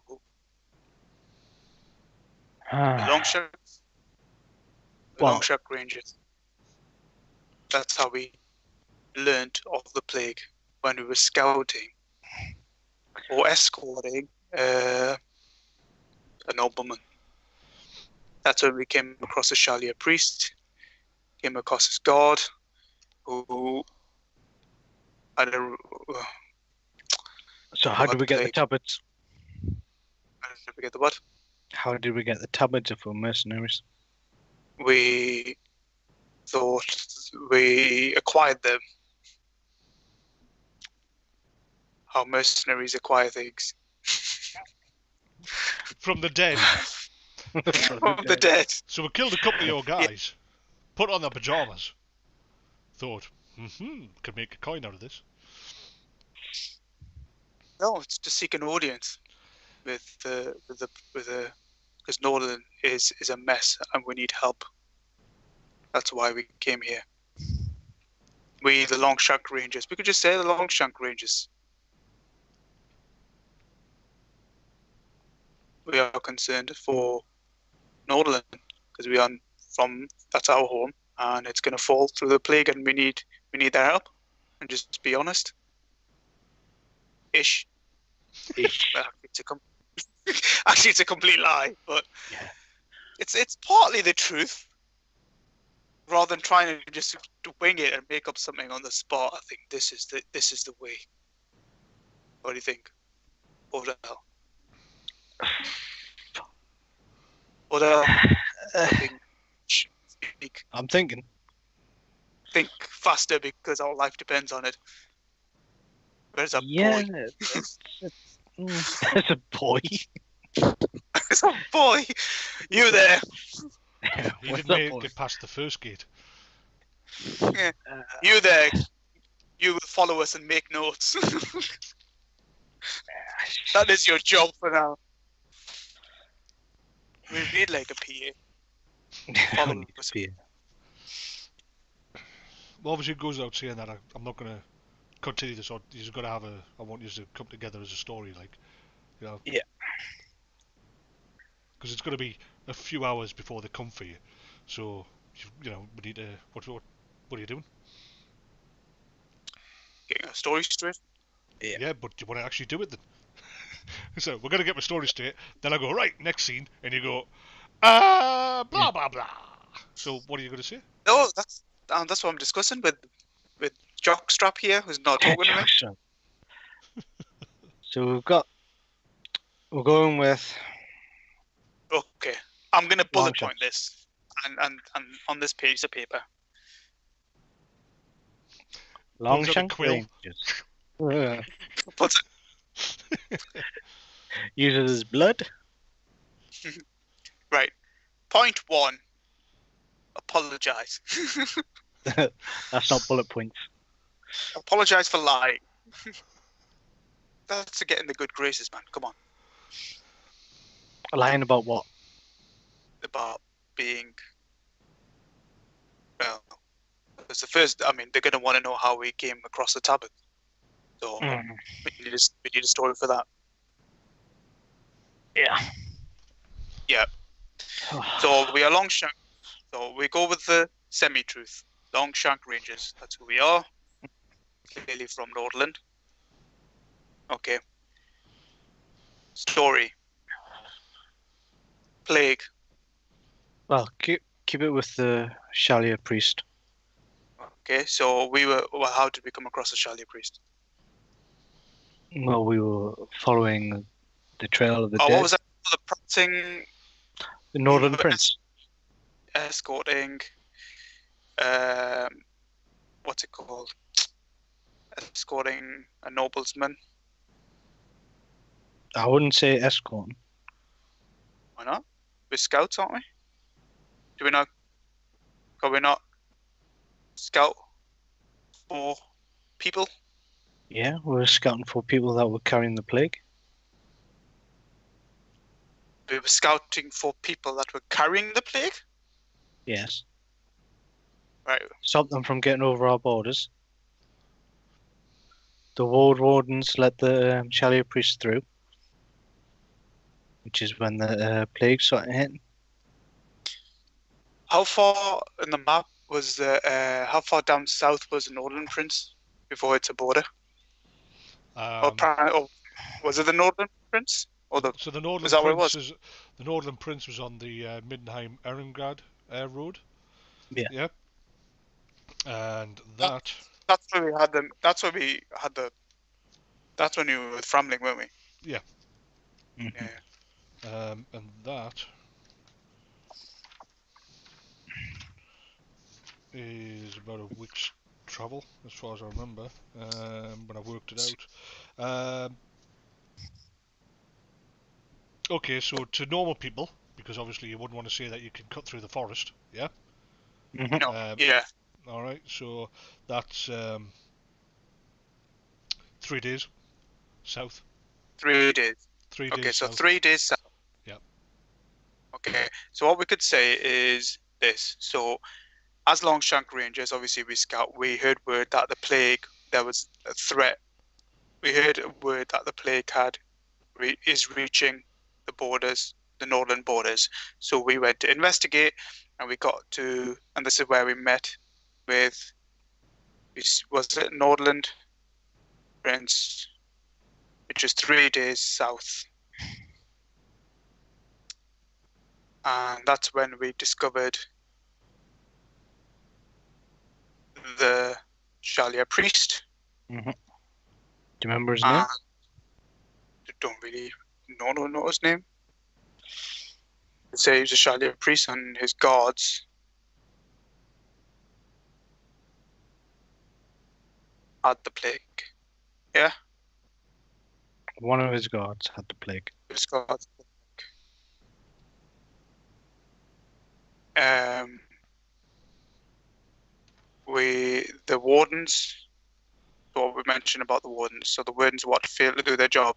We found the Yeah. wardens failed to do, and one escaped. Yeah. Because staying at the what was the place called again? Northern the Prince. They were staying there. One escaped, and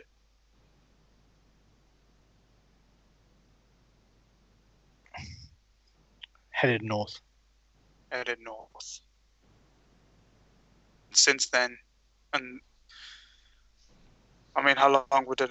We don't know. How long ago was that? Because how long does a plague? I mean, wouldn't you say you spread north and there was like a plague, instant plague, would it? Uh, And since then, we could say it has to be isolated situation. We can't say the entire. Where's the map well, gone again?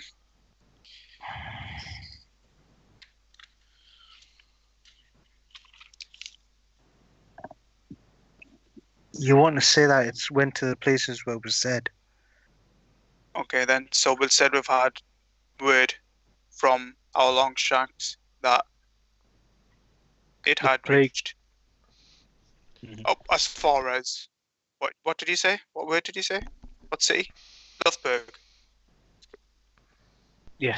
What did he say? What's the most northern thing that he said? I think it was Loughburg. Loughburg. Okay, so we'll just go with that then. Loughburg. So as far as Loughburg, as far north as Loughburg.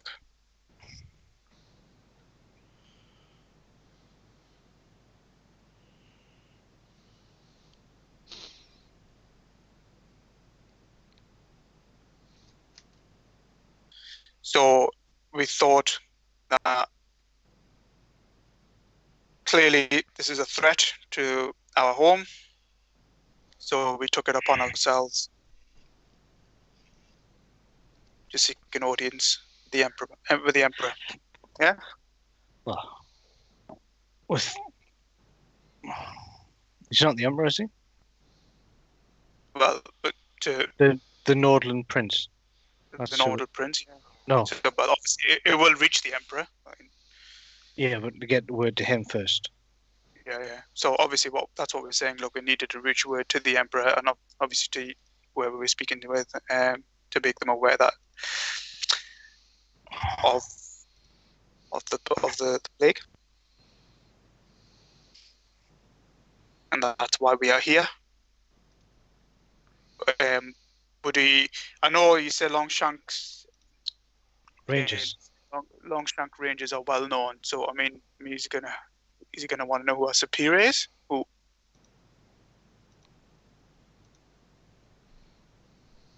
Is that something people?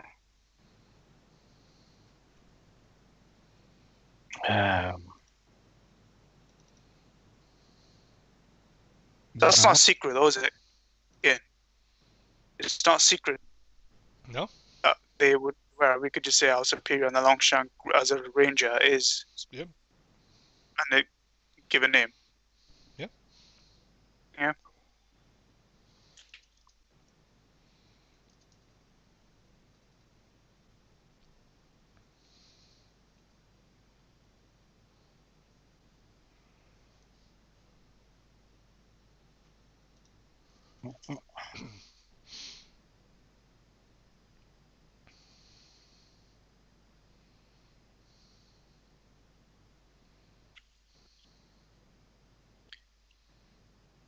I'm just for a quick reference. What was our superior called again? It's written on here. Answer One of for. these sheets. Answer for. Answer for was his rank. Remember? Yeah, as in master. Ulf. Oh yeah. Answer for Ulf. That's it. So we'll just say that, and that's our story. Straight, right?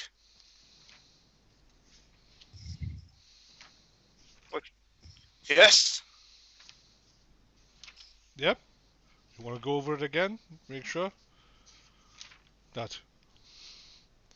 You listening, boy? Point Did one. I know. Did he make any notes? No, now look. No, look. Right, we're gonna interrogate these separately. Crap. Right. Point one. We are Longshank Rangers. Oh.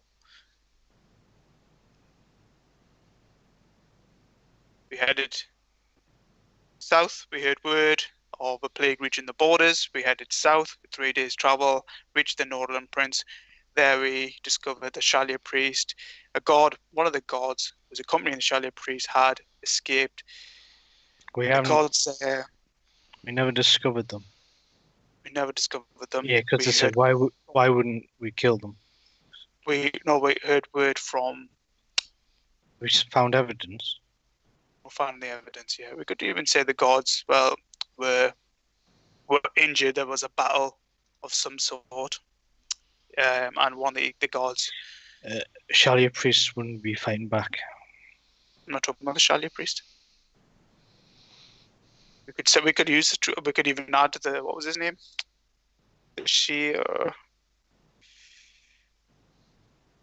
That doesn't matter. It's details. It's extra things we're gonna have to remember. We just need to. Let's say, okay. One of the gods escaped north, and we've since heard word that the plague had reached as far north as Luftberg, and so we took it upon ourselves to seek an audience with the prince and the emperor to save Nordland from this threat. Because clearly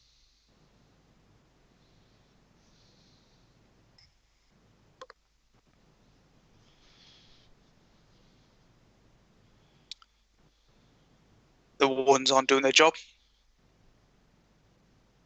Story done. How does that sound? Longshankshire priests. Winner. And now, if you ask about superior, is answer for Ulf. That's more believable than saying nothing. Dear God. What you doing, man? Oh, Kodak's Cat 4.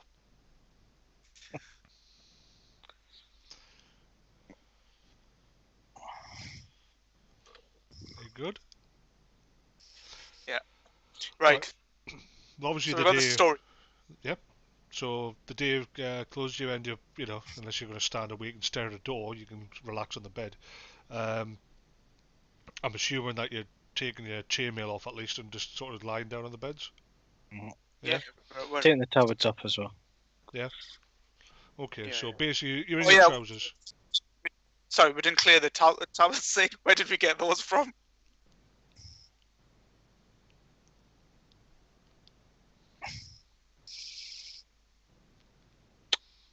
Because we obviously got these tablets, and unless we say it's something that we stole. Yeah, we'll just say it was stolen so we can get word here quicker. Okay. Or we'd say we borrowed. Borrowed. Because like you said, lots of people wearing these, weren't they? Yes, warriors. Warriors. So it's something that we could easily acquire, right? Yeah. Yeah. So okay, there you go then. So that's how we got them. Okay. Right. So we are relaxed-ish. You what? So we're relaxed. Take the chainmail off. We don't have weapons on us anyway. Yeah. Okay. Well, basically, so you are, sleeping. The day's gone by. You go to the back of the room, no doubt, to investigate. You can see that there's privies. You can see that there's areas for cleaning your equipment, but not. There's no bathing. It's just privies and that sort of stuff. Ultimately, you sort of sleep on the bed when the door opens. You are slightly awake. You are awake, but by the sounds of booted feet, the sound of marching. Then the door opens. A man steps in. You haven't seen this guy before. He's wearing half plate mail. You can see the armour again is heavily embossed and engraved. You can see that he's tabard down the front in a triangle. You can see the black imperial cross with a white skull and a green wreath. And it says Boris. You can see scroll down the point, down to the point of it.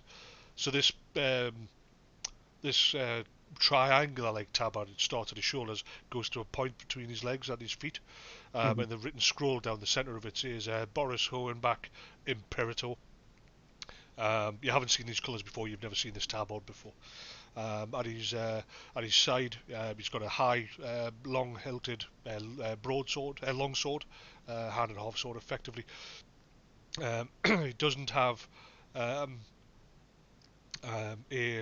helm, but you can see that heavy clasps in the carvings of griffins, and they've got over them is a hook, and you can see a long crimson cloak. The door opens. He steps in. You are aware by branded torches of other men behind. He steps in. His boots are obviously they've got strips of metal to the toe and heel so that they make a sound on stone. He closes the door, and as he closes the door, he's, "Get to your feet. Stand up. Dress yourself to the bottom of the beds. Stand to attention." He steps forward. Look, so you're facing each other across. He steps up so that he's both there. He hasn't got your bulk or your height, but there's something about him that he seems to be bigger than he is, as it were. He's holding onto his sword hilt as he looks you up and down. "You've caused yourselves a little bit of trouble here, boys. Your hand's gone out on a limb for you. Why, by Ulric's name, did you say you were mercenaries? What madness drove you to say such stupidity in front of the Crown Prince?"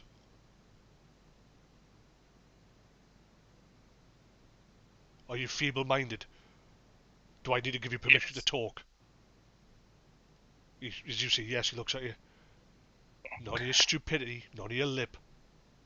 I'm the only thing stopping you being hung. Why mercenaries?" I don't know. Maybe it was the long journey. "You were given simple instructions. Johann said himself that he met you at the Boar and Tusk. He told you what this was all about. He told you what to say. At which point did mercenaries come into this? You were supposed to be messengers, household of Nordland, his men. At which point did mercenaries get entered into this conversation?" "Right, we've managed to cover this off. You're going to go and interview again. You were mercenaries until the God! Been working on this story all night. Until the von Chattelas family recruited you. You have been... See, it was one shot at us. The von Chattelas recruited you into the household guard. You have been there, as per his family's orders, by the Prince of Marienburg and the Elector Count of Nordland, to guard the noble houses of Salzenmund and the surrounding area.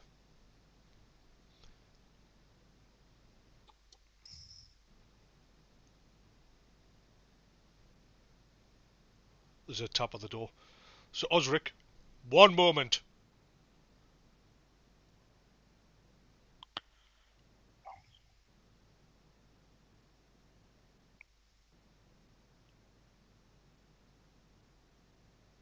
As out of game as Talbot feverishly writes down a load of information there. It's just that instead you've got a quiet silence as he just glares at you balefully. You've got to make time for these pauses. That doesn't happen in real life, in game time. This is like as he's talking. Yeah. So remember, when asked, because you will, why did you see mercenaries? You will say, sorry, my lord, I beg your forgiveness. We are just simple soldiers. I am not used to being in the presence of nobility. We were mercenaries until we were recruited by the von Schlattenlass family. How long have you been with them, if he should ask? 6 months. That will put you and his household guard, in case somebody keeps an eye out, that will put you outside his ability to identify you, because he has been in Carroburg for 7. Do we understand each other? Yes. Yes. Von Schattenlass will not be there. Captain Galen will. Captain Galen, like the prince, is sharp of wit. Do not give him pause to question your loyalty or the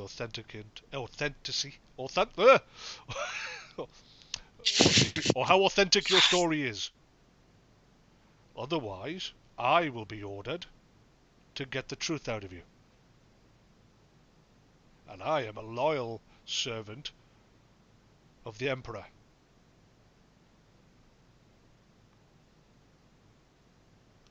Now leave your armour, don't carry your weapons, follow me. And unless directly spoken to by Captain Galen or by the Crown Prince, you will remain silent, and I will give you permission to speak, or I will step in if needs be. Except for those two. I can't be seen to step in the way of Victor and his pet Inquisitor.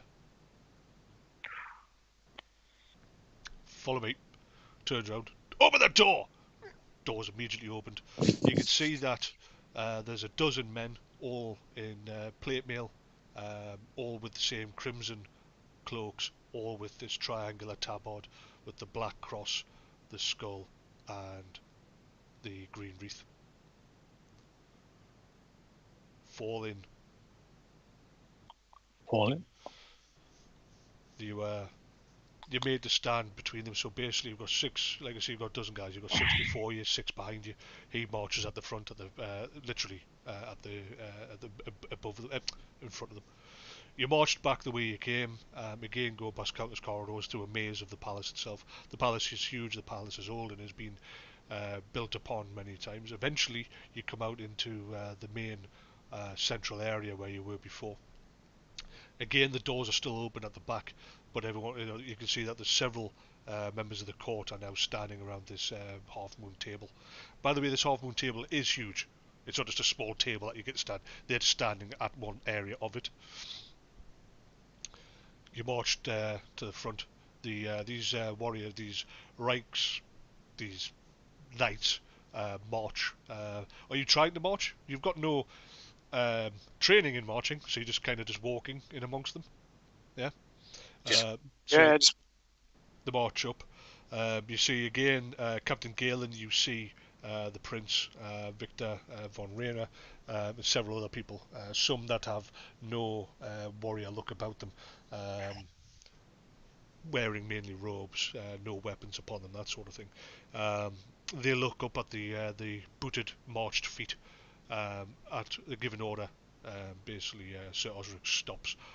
The escorting soldiers stop, and you stop with them. Fall out, take up positions. The 12 men basically take up positions around the main table itself.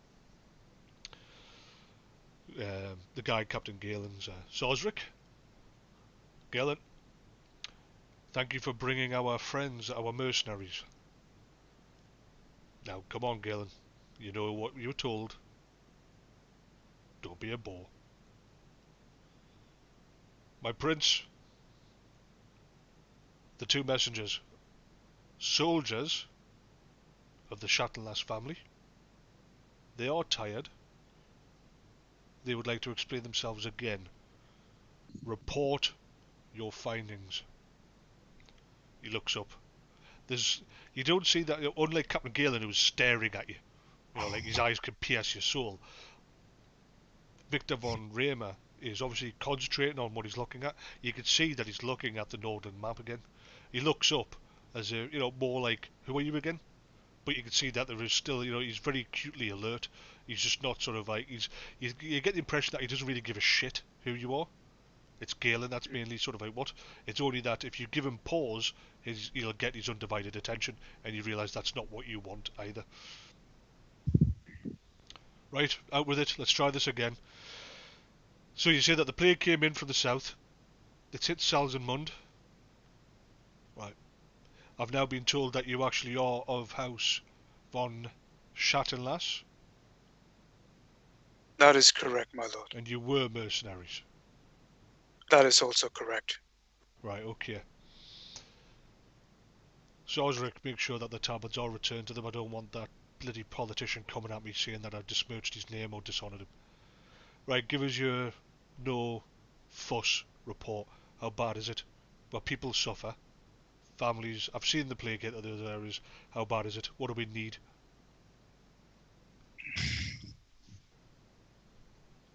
We need to bring back order, my lord. The guards, they're not doing their job. The families are suffering.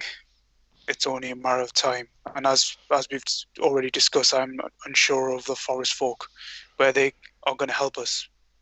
People are trying to flee the surrounding cities of Salzburg, head to the forests. Right, okay. Follow me.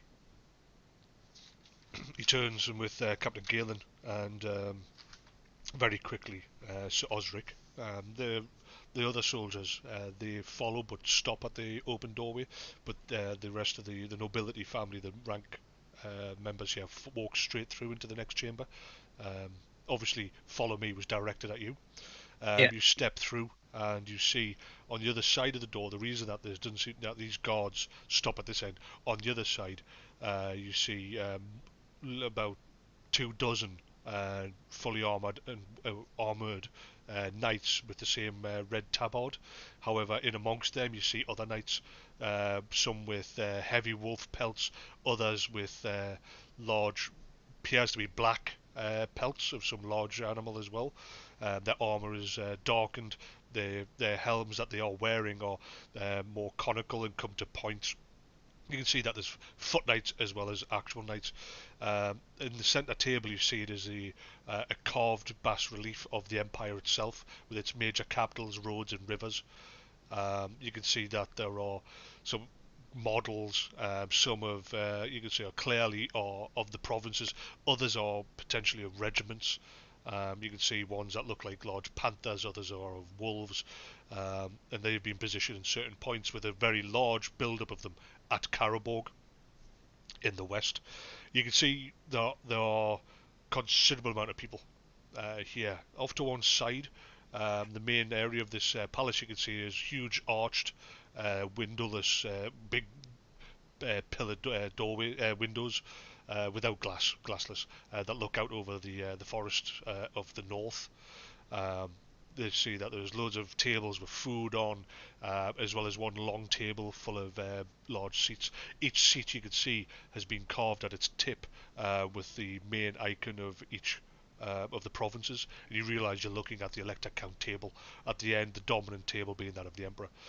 At the centre of a group of warriors, of men, all talking animatedly, you can see that there's uh, a a fella that's he seems to be bent, or as if he's carrying a huge weight. There's a sadness about his eyes, but you can see that he commands the presence of all of those around him. You can see that his hair is greyed and his eyes are dull, dark and bruised by many a sleepless night. His skin is somewhat paled. He's got a look of someone healthy that's just not got enough rest. His voice is quite quiet. Quiet at this level. There is quite a lot of louder voices, but then he just raises his hand and it goes quiet as the Prince Van Rhamer, Sir Osric, and Captain Galen with you two approach one down length of this table. My Emperor, I have sad news from Nordland. This man looks up. Report. What is it, Victor? From the messenger's lips. They've just recently come in with the tide. It has taken them some time to come to your presence. You were too busy, and it took them some time to get through the lines. Yes, Victor. Yes, Victor. He looks you up and down. Yes. What is your report of Nordland? He's looking at us. Sorry. Yes. Okay.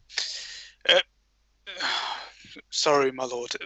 We bring terrible news from Nordland. Families are suffering, children. We've seen the worst, and we knew it came from the south, and within a matter of weeks, it is. We're hearing words as far as up north, past Salzburg. There's been people hit, so we have tried and supported the families to call on for those in the forest folk to help us. But we are unaware if we are going to get the aid we need. So we came at once, as soon as we heard. We fear for Nordland, my lord. We fear that our home is going to fall. And you? Are you here to corroborate this statement? I am. We found out that the road wardens weren't able to keep it at check. One of the carriers seems to be a priest, not a priest, in service of the priest of Shalia. And they weren't able to touch him. And there's a uproar at this point. Many voices calling over the top. You can hear there's sounds of denouncing the religion. There's denouncing the news. This is heresy. How dare they? This can't be true.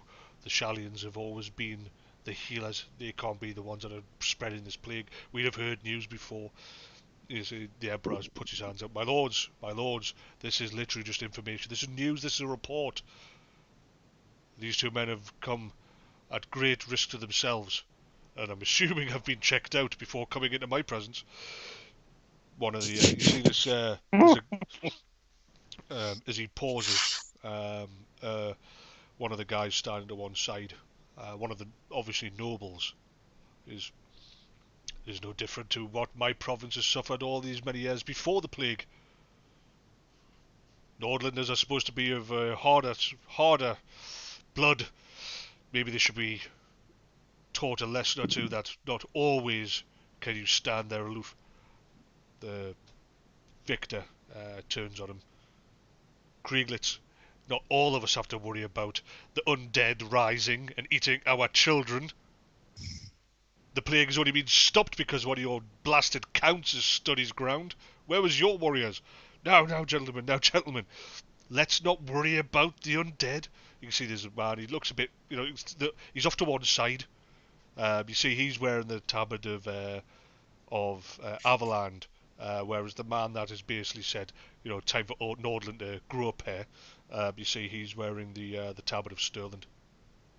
My lords, we can all talk to these men in time. What is it that you ask of me, Victor? Though I fear I already know. My lord, I need to head back.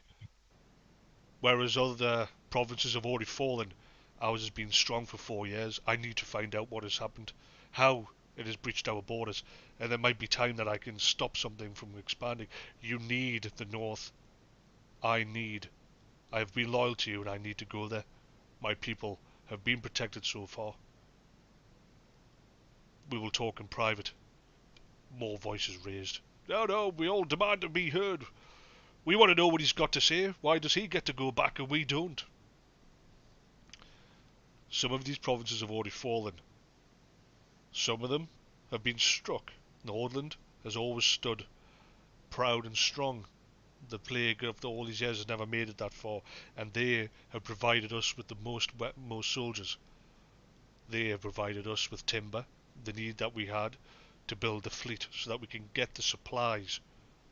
All of you have given. All of you stand ready. Midland. You see a tall man, grey of hair, easily the oldest, but still with a warrior's build about him. Bows in the level of respect that his name being mentioned in high esteem. Solland is in trouble. Stirland has given over to the Count. You yourself cannot return. The Reichland is in danger. The Ostermark is all but gone. Ostland, I am sorry, Ostland has fallen, Tassanik. As I am well aware, my lord, I have nowhere else to be. Exactly. We will extend a conversation. I will hear Victor von Riemer. I will hear his plea in silence, in private, and I will make my decision. Come. He takes a turn and walks towards the back of the room. Captain Galen and Victor von Riemer retreat with him. You're literally standing there by this huge map. Taking a moment as you are left alone, you can see that forever Sir Osric is standing. He follows the Emperor to stand with him. You are literally left alone as these nobles fall about their conversations. You look down at the map and realise very quickly the Emperor hasn't been walled up in Carroburg, partying, feasting, waiting for the plague to fall. You can see from the huge pile of scrolls, missives, letters. You can see from the way that the lines have been drawn on the map. He's been trying to save the Empire. There's nothing that you know of that could have stopped him, but you can see the evidence before your eyes. What's delayed him 4 years down the line, and his army has never marched into the Empire itself. But you can see that he's amassed the might of all of the Elector Counts. He's amassed the might of the provinces. Or was he pulling them away in a chance to try and save them? But you're looking at some of the scrolls on nearby, you can see there are lists of weapons, of armaments, of food supplies. You can see that the messages to the priesthoods and return messages. You can see that the Emperor has not been weak, but something's definitely slowed him down. There's no evidence at what you're looking at that he isn't a puppet of Sigma. Maybe the Sigmarite Church is the one that's truly to blame, but ultimately the Emperor's trying to do his bit, but perhaps ultimately because he is just a figurehead of the state, he doesn't really have the power to put this in play. There's something missing from the puzzle, whether you care about it or not, but it is something that you can clearly see. After a while, you see the Count of Aveland walks over, stands beside you. Woohoo! Nordlanders, Norsemen. I even could do with some of your size. Look at you. I wouldn't need ox. You could pull everything yourselves. Hey, if you want to know how to ride a horse, I've still got a good sized army. We'll teach you. Someone your size, put you on one of our horses. You charge alone, it would destroy the enemy. Maybe after all this we can expand into the Drakwald. What do you think? Where we come from, horses ride us. That's what they say about us. He just wanders off, and you can see literally walks off, and he's at the food table, and he's like, eats a cherry, without you realising. There's another man approaches. He's not wearing anything of, nothing that identifies who he is, but he's obviously in esteemed company. Nordlanders. You got any word from the Rangers? Where do they stand in this?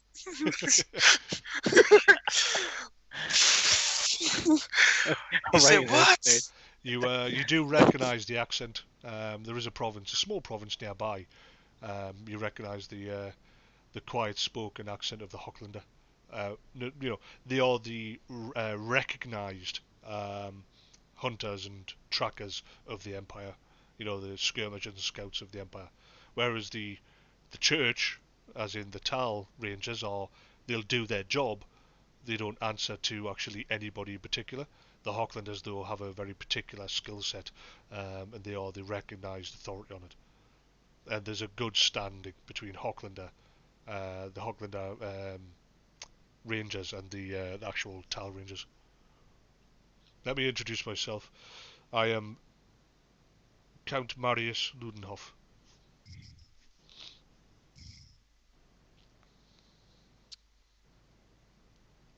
Pleasure to meet your acquaintance, Longshank. What do you say? Pleasure to meet your acquaintance, Longshank. Is he a Longshank? No. You're a Longshank. No, I don't know, but did he say he... No, he said, what news of the Longshanks? Oh, what news of Longshanks? Okay.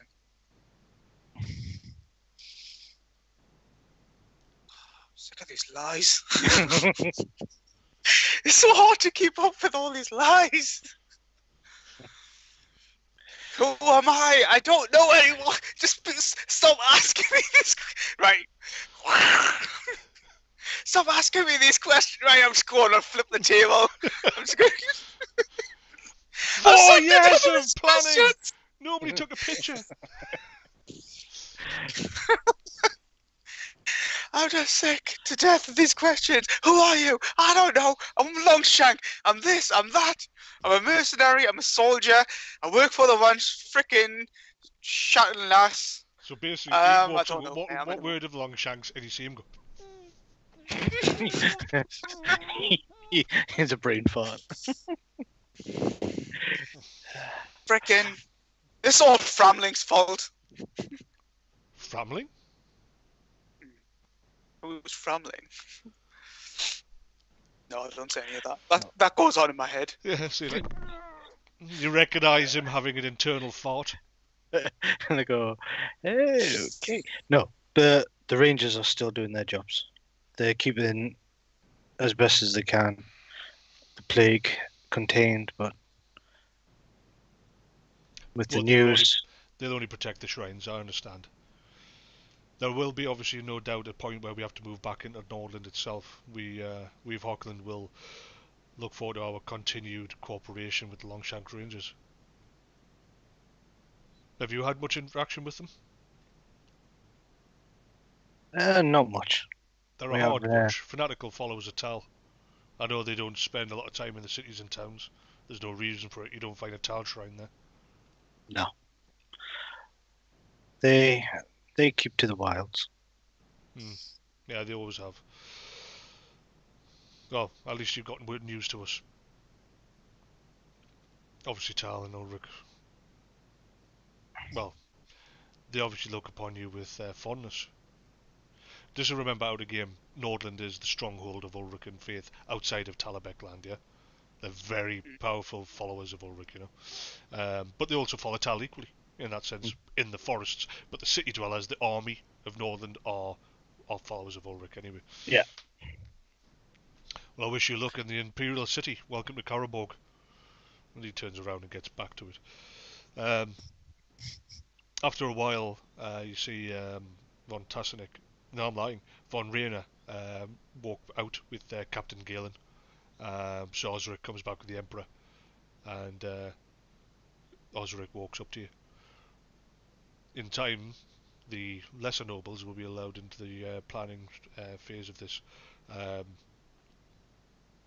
The prince has been given permission to take his knights and his men-at-arms out of the city. Since most of them are stationed, because we don't have enough room for them, for the men-at-arms already stationed upon their ships, they should be able to leave on the morning tide. You've done your job remarkably badly, but it has been successful. I have said... Sorry? I have said that you should be able to remain at the table itself, that your part in all this might be of importance. You might have information that you won't think of until such time as it comes to light. This will give you the ability to be barracked here. However, you do not need to be here now, but you will be allowed to come and go. Return to the room, to your barracks, replace the tablets so that you are not charged or challenged. He's obviously off to one side talking quietly, yeah? Yeah. Johann von Schattenlass is your sponsor here. However, you will also find, if needs be, if that name is not strong enough, that you can say that Sir Osric will vouch for you.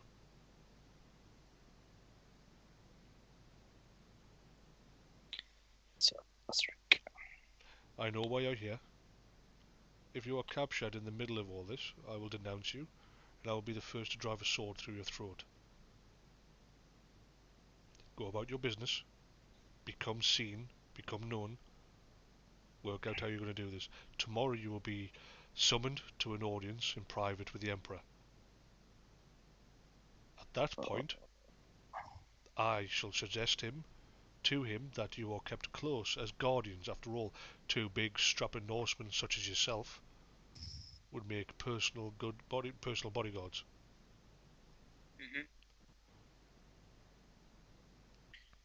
And advisors, and that will hopefully get you into the inner palace. So I bid you good evening, gentlemen. And he turns back to the table, dismissing you. Leave. To leave. Right, I'm aware it's 1:15, so we're going to call it there. Yes. It means that we still have at least one more session before we can summon forward. Summon Framling back. Yeah. But it is 1:15, and you've got past the hardest bit. Now, it comes to the point of you guys trying to... look, it's fist face.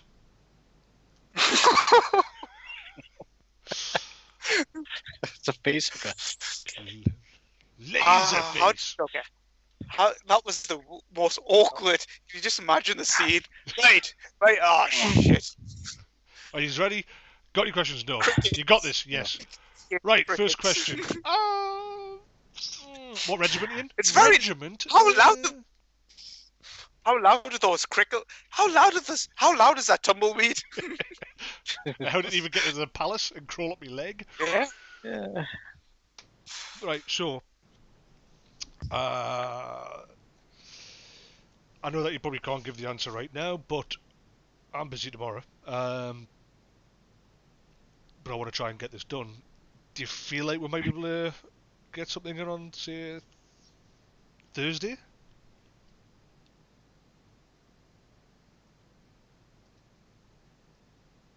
I don't know. You don't know. Because you're that busy. We're gone off. No, we're still going. No, oh, what are you You're still there. Right, well, in which case what I'll do is I will say good night, everybody. Thanks very much for watching. To be fair, Talbot and Holt are just getting used to the Arnung and Fordel characters. So, let's not worry about the constant silence and those looks on their faces so dedicated to the camera. What do I do? What are you doing? Got no notes. So, without further ado, we'll say good night. Thank you very much. I will update the Twitch stream with the next time we're going to be on to continue the storyline for Fordel and Arnung to get themselves around the palace, find themselves in a situation, because ultimately it's now up to yourselves. Can they get themselves into so much trouble that they can't possibly succeed, Yes, Probable. It's Okay. highly most probable. likely. Hopefully you like the new look, and hopefully by the time the next game comes along, I'll have worked out how to get the nice screen full of handouts and imagery, and maybe even some music. Ooh. Because what would have happened there is I would have had some certain type of music on, and then users would have started coming out with that real bad story arc, and I would have had to quickly double click either crazy music, or I'd have went into major suspense music, or Just maybe black screen. I would have just been the sound of wind. Well, anyway, Drifting blood screen. thank you very much for watching, and we'll hopefully see you sooner than later. Yeah. Yes. Yep. Good night. Thank you.